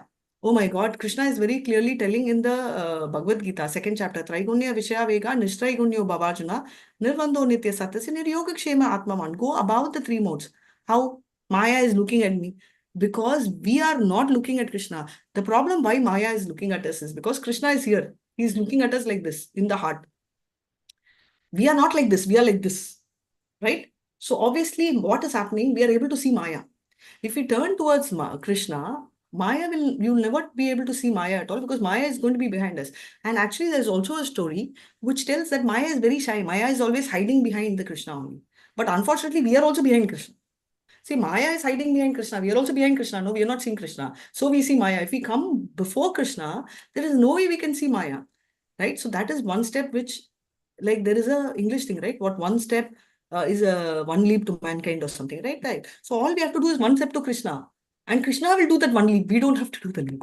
So it's a huge leap which Krishna will come forward. So Maharaj Yudhishthira, before Arjuna's arrival, what happens to Dwaraka? He started seeing all these symbols. For a devotee, are these any of these bad signs or bad omens relevant to a devotee? What will a devotee do if he sees or senses bad signs? Request all of you all to speak.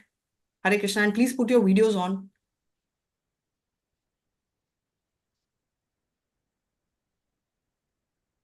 No, thank you. So for a devotee, a bad sign is not relevant, but it gives him an opportunity to think of Lord again.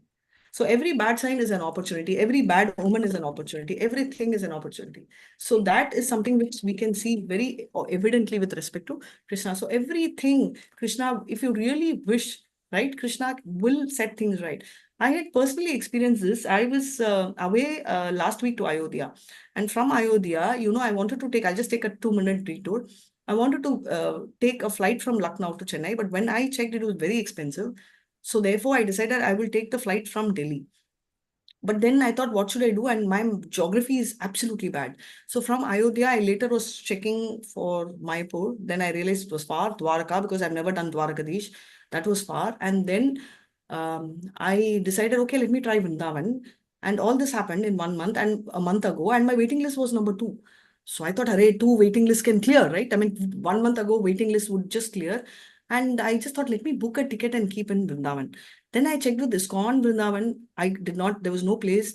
Later I came to know, oh, it's Damodar month and there's no way scope of putting your foot in Vrindavan. There were 2 set of friends who are devotees. One who told me, even your thought of going to Vrindavan is very blessed, you'll find your way. And another friend said, we are not that elevated, so please don't try all this nonsense. Please try and book some ticket before you put your foot there. So all this was happening. And when I was in my last day, even my last but one day, my waiting list was 2. And it continued to be 2 till the next day. So imagine I am out of Ayodhya. I didn't know what to do. Absolutely nothing. Everything is vacated. And, thankfully, everything, I just went and entered a temple and came out. Matter of 15 minutes. And I also said, if I don't have a scope, I would prefer one day in Vrindavan and I would prefer one day in Mathura. I just went and I just spoke to 2 of my friends. I just came around and spoke, telling that one of my friend calls and tells that I spoke to somebody who was able to get you a ticket and cancel the ticket, get a new ticket. So got a new ticket. I have no idea how a train ticket suddenly came into confirmation. That got confirmed. Second ticket, also got a ticket organized from Mathura to Delhi for catching my train on the last day. Third is there was a room in Vrindavan which got confirmed next to ISKCON. There was a room in which was randomly booked by a friend of mine who said that you please go there, we'll take a call. I have no idea of the geography of Mathura, but you can try that. And later I realized the temple, the room which was booked next to Vrindavan was just about 200 meters away from ISKCON, which was still okay. But the room which was booked in Mathura was a blessing. It was 300 meters away from Janmabhoomi, right? And this was, I realized one thing, that I never even put my foot to Mathura. And I still feel guilty because I never even thought of Mathura. I thought, Delhi to kya? Why should I go spend time?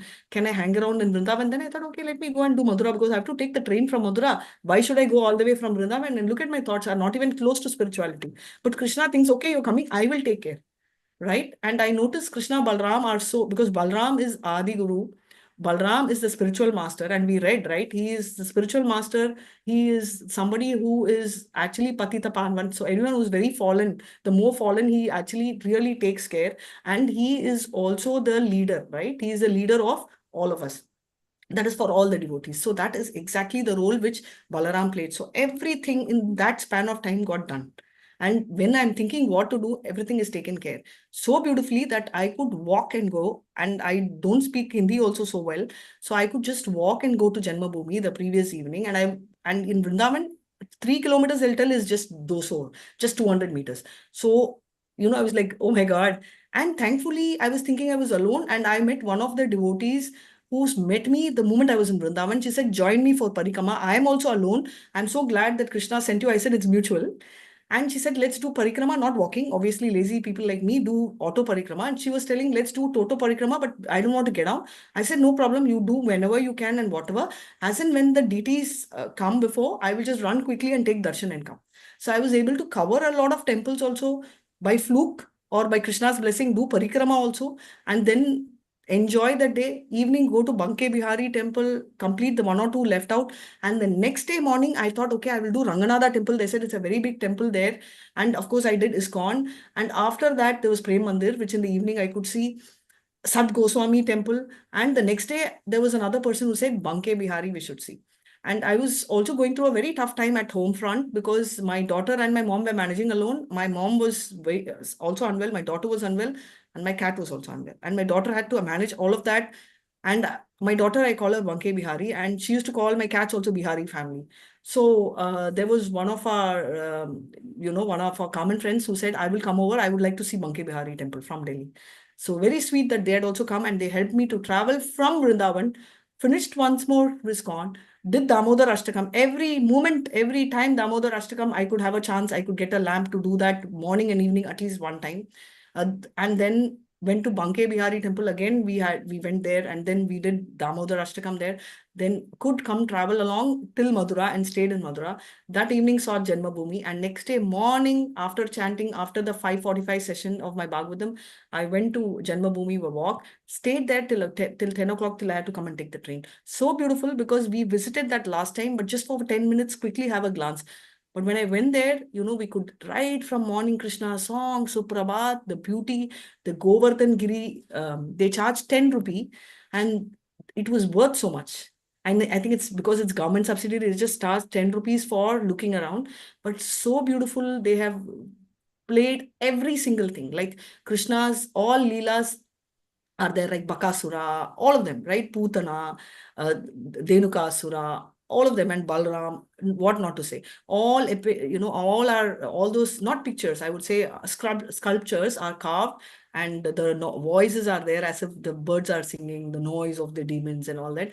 Very beautifully they've done. So my only request is when you go to Janmabhoomi, spend more time, and we don't normally do that. We just quickly have a glance and come. And the Krishna Radha Rani is so beautiful there. So I think they are about 5 to 6 feet tall. There is a Jagannath sculpture, and there is also, that's in the first floor, there is also Chaitanya Mahaprabhu who's looking from the Garuda Stamba. Right? As I said, when we spend a little more time, we will know. And the roofs are all completely painted. Photos are not allowed, but the roofs are completely painted with all the Leelas, Ras Leela, all the Leelas are displayed there. On the right, there is Ram Mandir. Okay, and there are, totally 9 mandirs inside the temple, inside the Janmabhoomi. No mobiles allowed, so unfortunately I can't get that. But in Vrindavan, I also had a chance.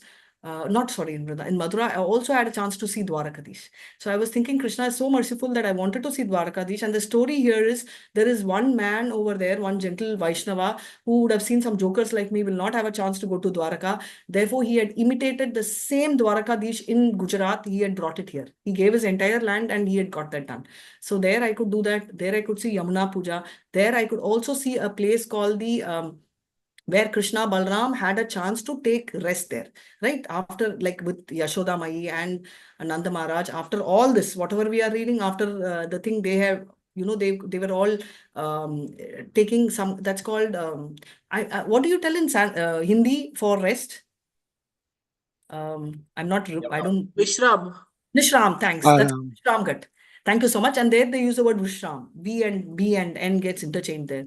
So Brishram Ghat, so beautiful, and I could see Krishna Balaram. I have a picture of that. If screen allows, at the end I will show it to you. Otherwise, I'll post in the group. So these are the beautiful stories. I'm sorry I hijacked you all. Krishna is so sweet, and his topics are also so sweet. So why I'm telling you is, even a 1 foot forward, and my guilt is I never even planned Mathura. Mathura was my escape from staying in Delhi. But still, Balram Krishna welcomes you not only to Vrindavan, Mathura, taken care of everything. That is the beauty. So imagine for somebody like me who's so fallen, and I'm very genuinely telling fallen, not with any hype, because that relationship or that bhakti still doesn't come. But for people like, imagine people like Krishna and all, I mean, Arjuna or Yudhishthira, what kind of connect they will have. Right? So that kind of connect they've all had, and that kind of pain we've not seen Krishna. It's like once for an orphanage, I was thinking Badam Alma is my favorite, so I thought I'll give Badam Alma. Nobody liked it. Nobody liked it because they never even tasted it. So they forget about tasting it. Before they tasted, they said they've never seen that sweet. Right? So what I'm telling you, we are also like that. I'm not telling we don't like Krishna. It's just that we have not tasted Krishna yet. So that is why the best way of tasting Krishna is through ears. Shravanam is how you can taste Krishna. Now we will see how Arjuna, after getting separated from Krishna, how does he taste Krishna? And that's one classic example how we should follow. So Kali could not step in. Now we see Krishna is not gone, but then he's disappeared and Kali is appeared. Next, Hare Krishna. So if Kali should not appear for us in Kali Yuga, the only thing is we read this, right? Krishna se damo pagate dharmanyana dibi saha kalo nashta drishtam eva puranyar kodyuno ditaha. Which means after Krishna went to his board, we read it, we've done our orals also. Krishna, like the sun, right, has taken shelter in the Srimad Bhagavatam and Bhagavad Gita. That's exactly what Arjuna is going to take shortly. Yeah, go on to the next verse.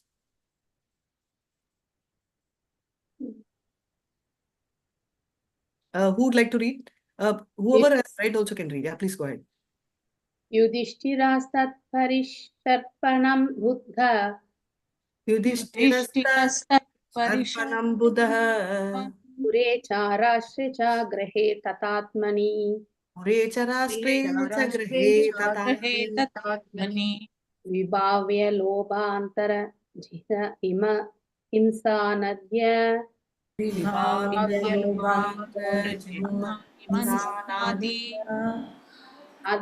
chakram gamanaya paryadat.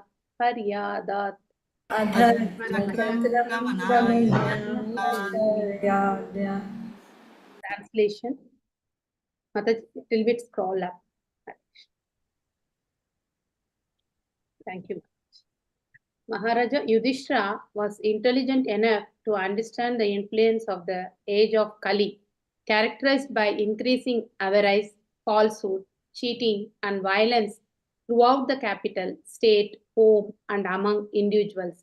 So he wisely prepared himself to leave home, and he dressed accordingly. Purport. The present age is influenced by the specific qualities of Kali. Since the days of the Battle of Kurukshetra, above 5,000 years ago, the influence of the age of Kali began manifesting, and from authentic scriptures, it is learned that the age of Kali is still to run on for 4,27,000 years. The symptoms of the Kali Yuga, as mentioned above, namely avarice, falsehood, diplomacy, cheating, nepotism, violence, and all such things are already in wake. And no one can imagine what is going to happen gradually with further increase in the influence of Kali till the day of annihilation. We have already come to know that the influence of the age of Kali is meant for godless so-called civilized man. Those who are under the protection of the Lord have nothing to fear from this horrible age. Maharaja Yudhishthira was a great devotee of the Lord, and there was no necessity of his being afraid of the age of Kali. But he preferred to retire from active household life and prepare himself to go back home, back to Godhead. The Pandavas are eternal companions of the Lord, and therefore they are more interested in the company of the Lord than anything else. Besides that, being an ideal king, Maharaja Yudhishthira wanted to retire just to set an example for others. As soon as there is some young fellow to look after the household affairs, one should at once retire from the family life to uplift oneself to spiritual realization. One should not rot in the dark well of household life till one is dragged out by the will of a Maharaja.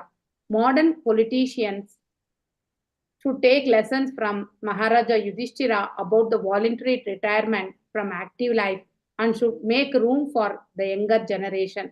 Also, retired old gentlemen should take lessons from him and leave home for spiritual realization before being forcefully dragged away to meet death. Hare Krishna. I was wondering why Prabhupada reiterates again and again, right? Retirement you should take earlier. 2 decades at least you should think of spirituality, because not only because he loves us, but also because he knows people like us may not focus so much in Srimad Bhagavatam. I also came to know that Can I just Sure, Prabhu, please go ahead. Yeah, Mataji, thanks for the wonderful class. Mataji, I have an appointment with the doctor. Can I drop off? Sure, Prabhu, please take care. I have your permission. Yes, Prabhu. Hare Krishna. Please go ahead and come back next time. Thank you, and thanks for the wonderful class. Thank you so much, Prabhu. Hare Krishna. Yeah, so coming back to our Krishna. So what was I talking about? Okay. So Kali Yuga, only 5,000 years have started off with Krishna, and 4.27 lakh is still there. If you actually reach Srimad Bhagavatam, right, 11th canto, 12th canto, your heart will start bleeding, thinking of, my God, Kali Yuga. My only request is, yes, you cannot jump, and which is what I was trying to tell, that Prabhupada has reiterated this so many times because many of them have the habit of jumping Srimad Bhagavatam. So he feels that even for those who jump, the message should not be lost.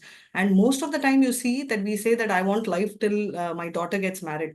Then you will tell that I want life till her daughter gets married, right? The story goes on, and also with the politicians, because if you see the politicians' lives goes on endlessly even after retirement. I still know politicians who are as old as 80 plus. I don't even know if they can barely walk. They are still sitting on their bed and signing docs with a lot of sicknesses and ailments, but still they don't want to give up their power, right? But if they can go through Bhagavatam and follow the preachings of Yudhishthira, Amrit Maharaj are all elevated. Amrish Maharaj also said, I want to do Vanaprastha, I want to do sannyasi. And everybody were looking at him like this. You are already a sannyasi, right? If you see, Amrish Maharaj used to come to the Rajya Sabha, do that work and go back to the temple. This is primarily the task which Amrish used to do. And Yudhishthira Maharaj was, we all know he was Ramarajan. He was a completely highly devotional person. So many people talk about nationality, religion, family, extended family. But Yudhishthira believed in only one thing, which is called Krishna conscience. But Krishna conscious people like Yudhishthira are still known after 5,000 years. Whereas even people who are just country cautious may not be known. There is one very big national freedom fighter, who used to be called, he used to be holding the flag. And he said that no matter whatever you beat me to death, I will never let go of the flag. Right? Of course, he's still known. I think if anybody knows, you can help me. Tanisha ma'am, you know that the Tamil person. What do you tell for flag in Tamil? Kodi. Kodi Karta Talevan, Kodi Karta something. So that means somebody who saved the Kodi, the flag. And they bet him, they hit him, and he survived. But there are not just one, but there are multiple, and he literally died. So there are multiple people like that. But not many names are known. But people like Yudhishthira, all the devotees of Krishna, they are eternal. And their names are known worldwide. Right? They are casted, they say, in stone. These are names. The devotees of the Lord are casted in Krishna, with Krishna. So the names are permanently, eternally available, told, stories are said, and it lives for life, right?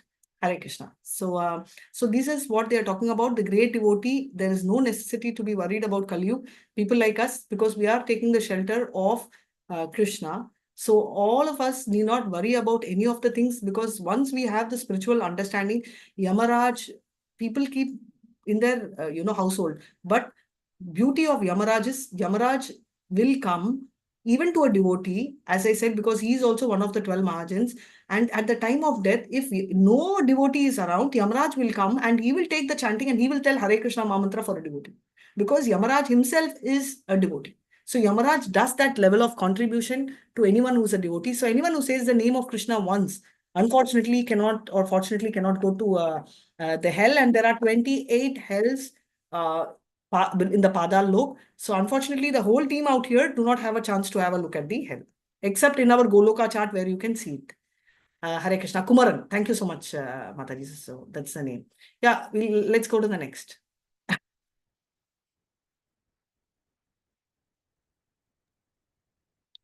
Anyone is going to recite?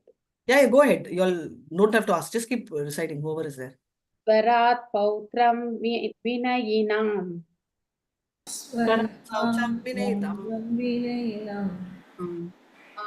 Punaiha Atmana susampunaihi Odiya Nivaya Patim Bhume. Toya Nivaya Patim Bhume Abhyashintat Ajavaye.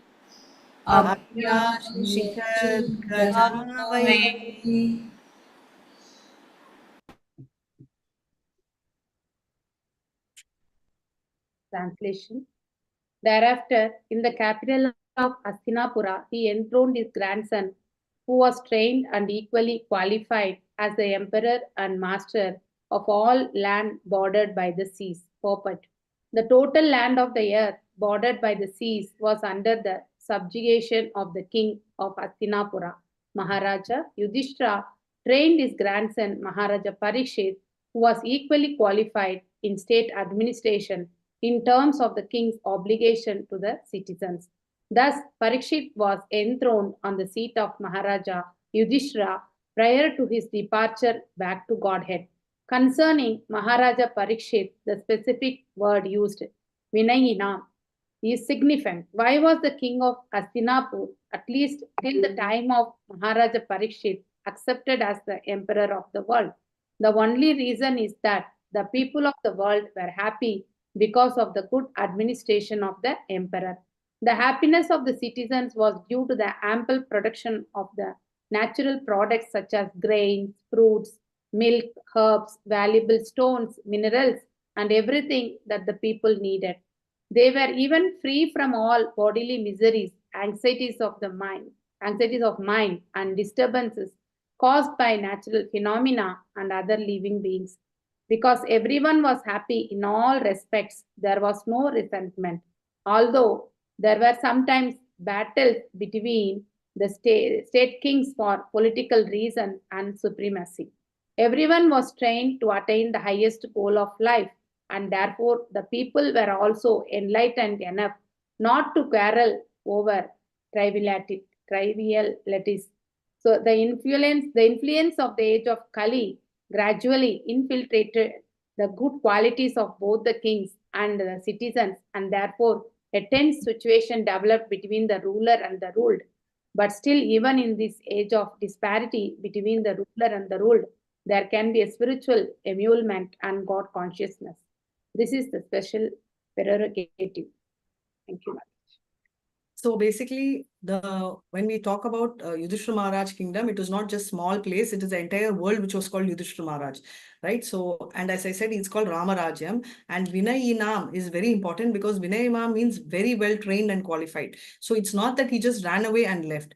Even now in ISKCON, if anyone wants to take sannyasi and if he is a married couple, Prabhupada very strongly had recommended one during his time also. He doesn't tell you have to become a sannyasi. He says that be Grahastha couple, because as Grahastha couple, they can do a lot together, right? In our team itself, you know, it is our Ishwari Murari Priya Mataji and Jaganda Nanda Murari Das Prabhu. If you notice, they are actually, you know, I would call them Grahastha sannyasis, right? So they are spending so much time with the temple and the contribution they do is phenomenal. Like that, what they are talking about is sannyasi means he should preach, right? Action is important. So it's not that, you know, I'm a sannyasi and I take the Ekatanda and go to the northern hemisphere and sit, or take Tridanda and sit in a corner. That is not the approach. Obviously, the concept of the entire thing is basically to connect to Krishna, and it can be done in any form. So very clearly here in this case, what they are talking about is he is willing to give up, even though he is by heart a sannyasi, but he takes a clue from Narada. Narada says, as long as you are here in this material world, as long as Krishna is there, you have to rule the kingdom. Since he has got that clue from him, and Yudhishthira is very intelligent, he immediately takes the clue and proceeds towards whatever he's supposed to do in terms of that. And people were very happy with this kingdom, because we already read in the 14th chapter that they had, and 13th chapter as well, that they had everything. Adi Baudika, Adi Atmika, and Adi Devika problems they never had. They never had any problem in terms of calamities.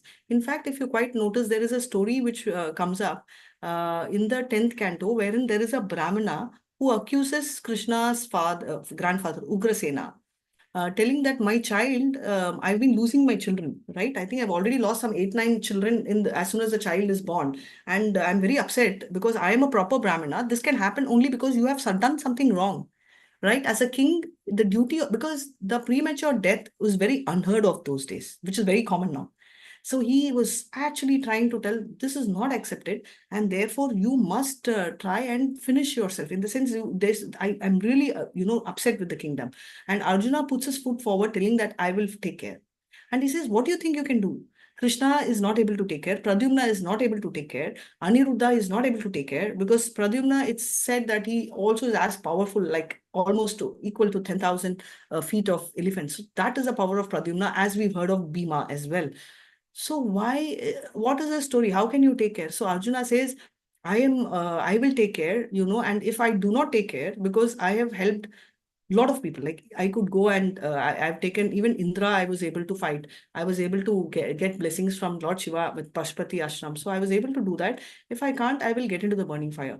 Now, when a day came, when his child was born, this Brahmana gets the confidence. He comes to Krishna, he comes to Arjuna and tells that my child take care. Arjuna is like completely taking care of it, but suddenly the child is born and it flies, disappears. Now Arjuna is ready to jump into the fire, and Krishna says, hey, don't worry, I am there. I will take care. Don't go and jump into the fire. I want you to survive. I want you. Now, why does Krishna come? See, Krishna was not really coming for the Brahmana's child, because if he had come, he would have come when the Brahmana cribbed, because every time the Brahmin laments in the Rajya Sabha, telling my first child went, second child went, what are you doing? So he's been doing this cribbing from day one of the first child loss. But now Arjuna is in play. So this is what is right. So he says, Ye edaman prapadyante tam tateva bhajamyaham mana vartmanu vartante manusham partha sarvashaha. However you reciprocate, he will do. Then why is he reciprocating to Arjuna? Because he knows Arjuna is a very close pal of Krishna. So he cannot do, so he's telling, I will take care, I will take you. And he takes him to the Vaikunta. And when it becomes very dark, when the horses are not able to see the direction, he sends his Sudarshan Chakra to enlighten the entire roads of Vaikunta, and he sees Vishnu. Mahavishnu paying obeisances clearly makes Arjuna understand that Krishna is supreme. And the whole game is enacted because Mahavishnu wants to see Krishna.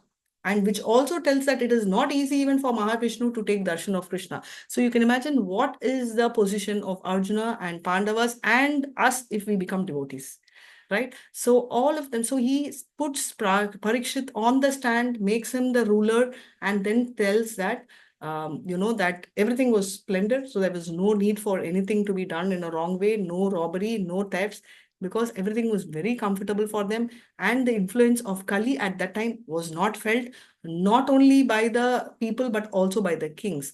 The kings never fought with each other much. They fought for a kingdom, but none of them really wanted to live for years together. Maybe two decades after that, they will give.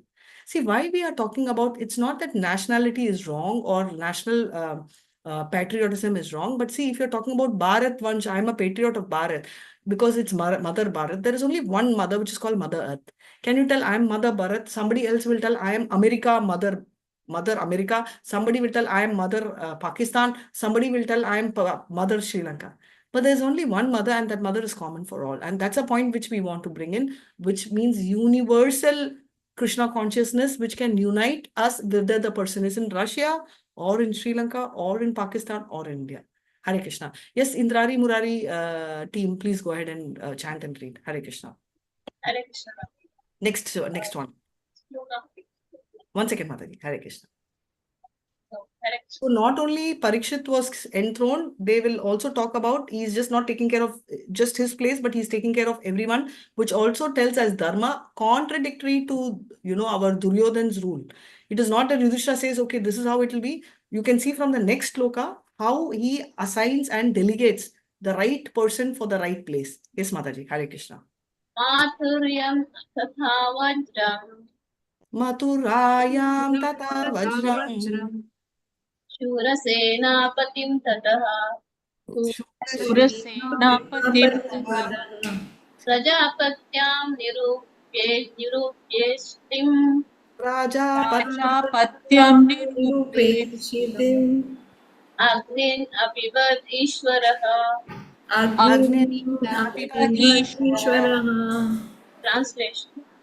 Then he posted Vajra, the son of Aniruddha, grandson of Lord Krishna, at Mathura as the king of Shurasena.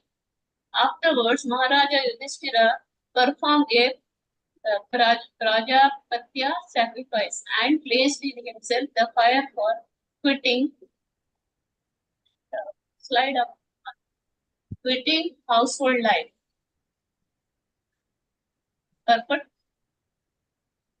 Maharaja Yudhishthira, after placing Maharaja Parikshit on the imperial throne of Hastinapura and after posting Vajra, the great grandson of Lord Krishna, as the king of Mathura, accepted the renounced order of life. The system of 4 orders of life and 4 castes in terms of quality and work, known as Varnashrama Dharma, is the beginning of real human life. And Maharaja Yudhishthira, as the protector of this system of human activities, timely retired from active life as a sannyasi, handing over the charge of administration to a trained prince, Maharaja Parikshit. The scientific system of Varnashrama Dharma divides the human life into 4 divisions of occupation and 4 orders of life. The 4 orders of life as Brahmacharya, Grihastha, Vanaprastha and Sannyasa are to be followed by all, irrespective of the occupational division.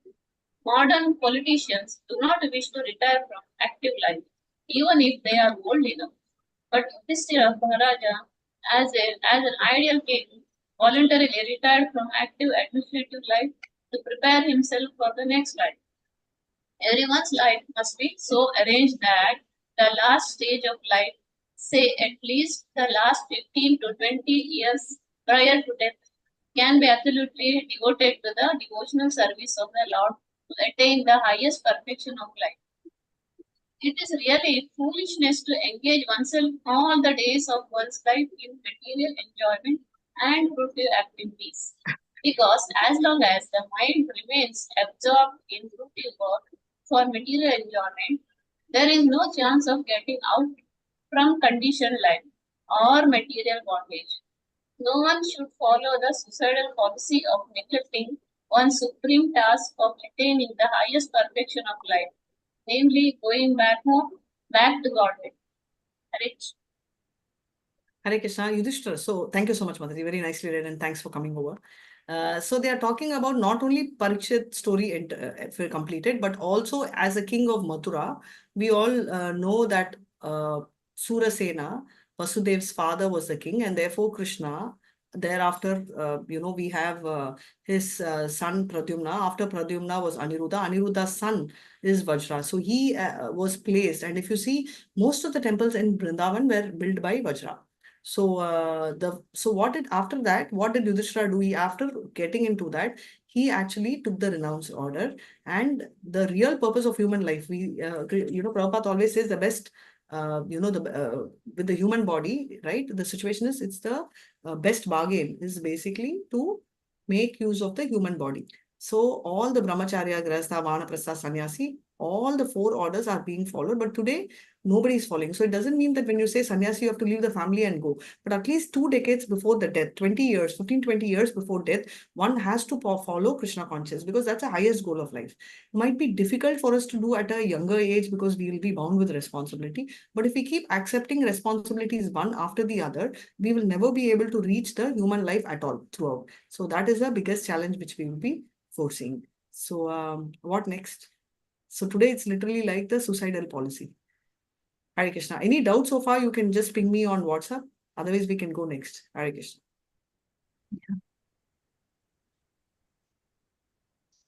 Hare Krishna, Hare Krishna. Verse 40.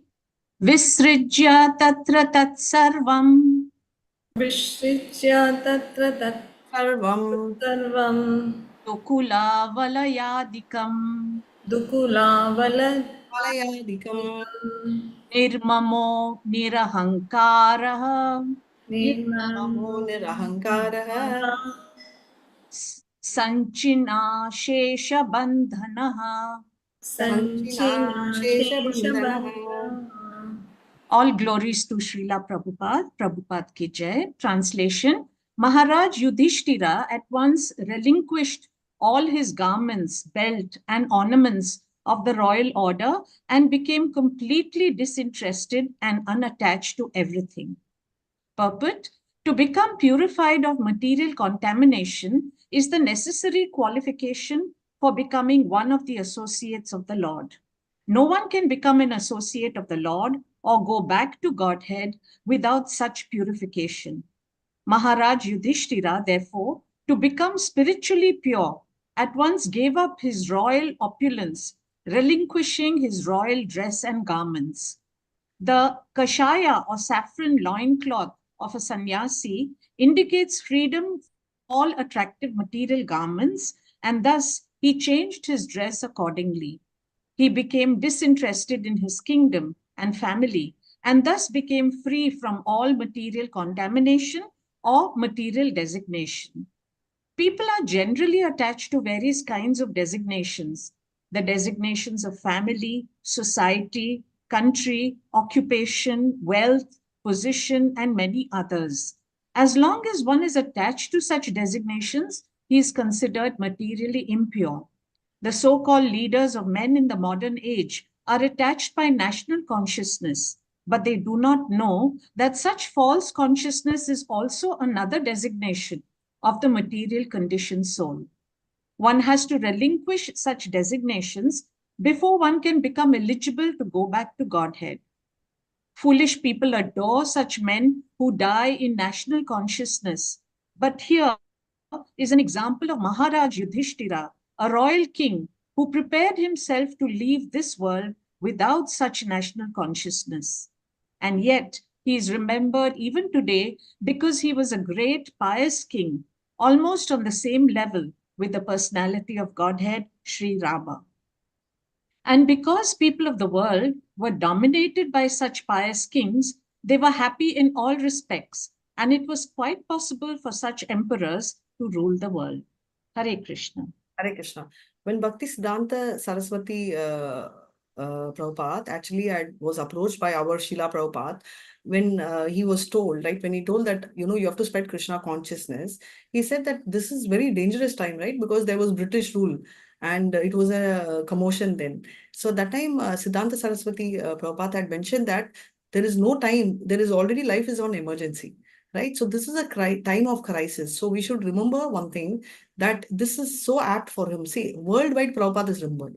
If you see, Modi also honored him with the coin. So not only here, anywhere in the world. So he was, I would say, I won't use the word he's not national conscious, but he was Krishna conscious, right?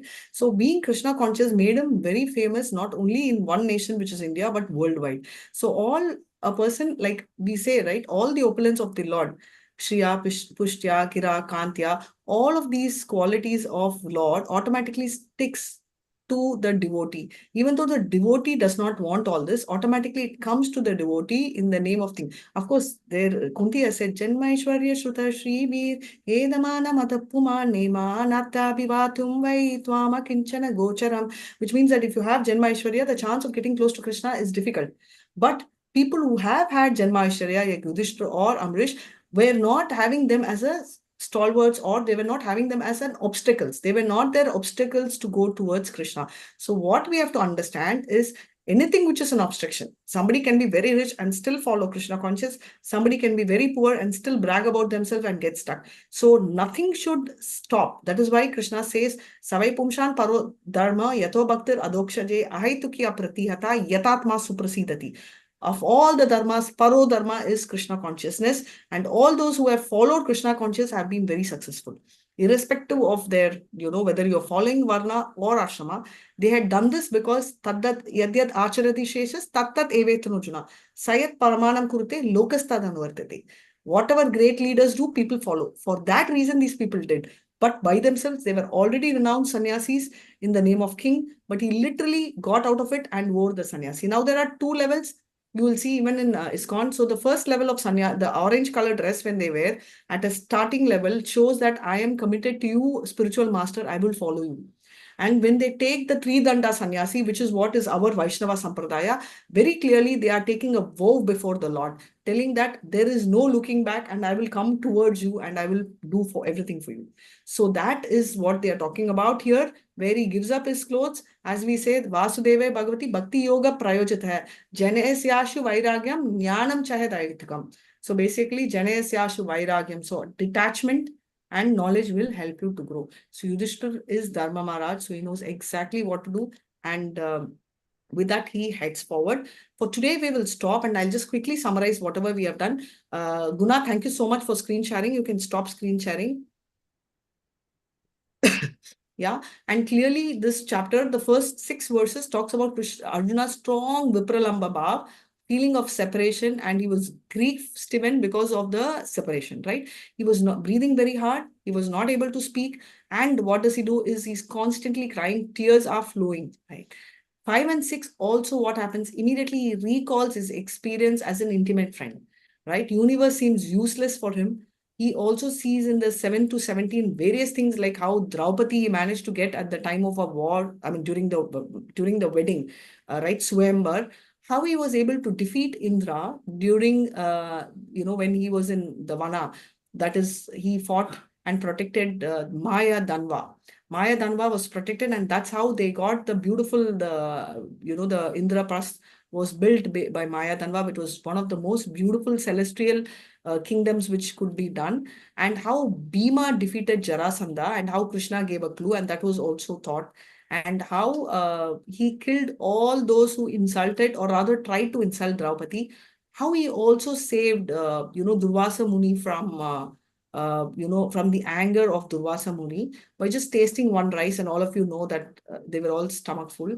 How Arjuna won 2 Ashtras. One is Gandiva from the fire god, also the chariot from the fire god, the Pashupara Ashram from Shiva because Shiva was pleased, and he also killed the Nivata Kavacha demon and retained all the Viratas cows, right, which were missing. And what about Kurukshetra wars, right? These are the favors which they have done. He also thought of his very intimate moments, right? The smiling, the sleeping, the talks, how he did. And all of this was possible only with Krishna because he was basically all the success which he had, he could not keep it forward because the ordinary coward Buen crushed him, right? In the sense, defeated him. But this is not true because the coward men are also Krishna. So does Krishna give the power and take the power back? No, Krishna gives the powers to us because we've seen this, right? So everything is Krishna. And he takes the power if he feels these powers are not required anymore. That is exactly what he did. The power was required for fighting the battle, but the power is not required to go back to Godhead. So Krishna wanted Arjuna to come back to Godhead. So whatever powers he had given, he did. Now, whatever powers we have, we should be thankful to Krishna and not feel, I am the doer. Otherwise, we'll get puffed up and land up like either Brahma or Indra. Brahma and Indra at least are very exalted devotees. Right? So Krishna can forgive and take. But if we get puffed up, we will not be in the direction of devotion. We will be in the opposite direction. We will start bragging about ourselves. So what happens is all the entourage which has come along with Krishna, the devotees and the core people like Subhadra, Draupadi, which we will see in the next class when Pran Chaitanya Prabhu takes. Until then, we will note, we've already started seeing Kunti Maharani trying to wind her, her pastimes here. We are seeing, Yudhishthira Maharaj, and the entire team will be leaving towards Krishna. That is, they will start, they will give up on everything. And what will happen is all of this is like a drama, right? What will happen? There'll be a fratricidal war between the Vraja, among the Dwaraka, all the people. They will start fighting. And what does Krishna do right now? And we also saw about after the lamentation, how did Arjuna come out of lamentation? Is by thinking of Bhagavad Gita. And after remembering Bhagavad Gita, he was pacified. Bhagavad Gita was taught in Kurukshetra at that most crucial time. Nothing can be more crucial than that. And therefore, we should also remember that Bhagavad Gita will be a savior at any time. And at the time when Krishna is not present, this pacified Arjuna, so will it pacify us. And therefore, he became calm and he was able to control his senses. And therefore, what happens next is Yudhishthira decides to leave. Kunti Maharani engages in a pastime. And therefore, what happens is anything, removal of the Yadus are like removing, thorns with one thorn to another. So with the Asuras, he removed the with the Devatas, he removed the Asuras, and therefore when Lord left, Kali entered, and Yudhishthira parallelly before just does not run away, but he just enthrones Parikshit and Vajra, and then he renounces everything and starts. Now there are 11 more verses, 40, sorry, yeah, there is 10 more verses, and it is basically how Pandavas follow Yudhishthira, even though Pandavas were not invited by Yudhishthira. Yudhishthira took the help of everyone. Yudhishthira was the brain, and executors were Bhima and Arjuna, and Bhima sometimes will not be happy with Yudhishthira, so he will use Arjuna, but Arjuna will go back to Yudhishthira, ask and come back and tell in the language which Bhima best understood. So Yudhishthira meditated, even though he called his brothers, though the last ones, Nakula, Sakhadev, they were both are strategizers, right? They are good in strategy planning, but this time none of them were called. He just took his walk. And Vidura did the same. He left his body and went back as Yamaraj. Draupadi, Subhadra followed, and all of them actually took up their original body, which means that they never gave up their body because they were already having a spiritual body. And this last 10 verses will be taken care by Pran Chaitanya Prabhu. With that, we will end this session and continue this session part 5 next week. Attendance link is posted for all those who did not access. It's reposted by Devika Mataji and Dharnishri ma'am. Thank you so much, and with this we'll end. Vancha kalpadarubhyascha kripa sindhubhya evacha patitan pavanebhyo vaishnavebhyo namo namaha. Ananta koti Vaishnav Jai Srila Prabhupada Jai Namacharya Haridas Thakur Jai. Hare Krishna, Krishna Krishna, Hare Hare, Hare Ram, Ram Ram, Hare Hare. Hare Krishna, everybody. Wish you a happy Diwali, happy Govardhan. I thoroughly enjoyed the session. And thank you so much for all those who are active with their videos on and their audios on. And hopefully Pran Prabhu will be there next week, and I assume there will be more live participation. And thank you, Pran Chaitanya Prabhu, for giving me this opportunity to take Krishna Katha forward. Hare Krishna, everybody. Thank you so much. Sorry if I had missed something. Sorry if I had not been able to keep up anybody's expectation, but I think I could do the best of my standard. And thank you so much for It that. was very nice, Thank you, Mataji. Mataji. Thank you so much. Hare Krishna. Hare Krishna. Thank you so much. Krishna willing, we will again interact more in the coming sessions. Hare Krishna. With this, I'll end the session. Attendance link, please go ahead and click here. Shall I end? Yes, Mataji.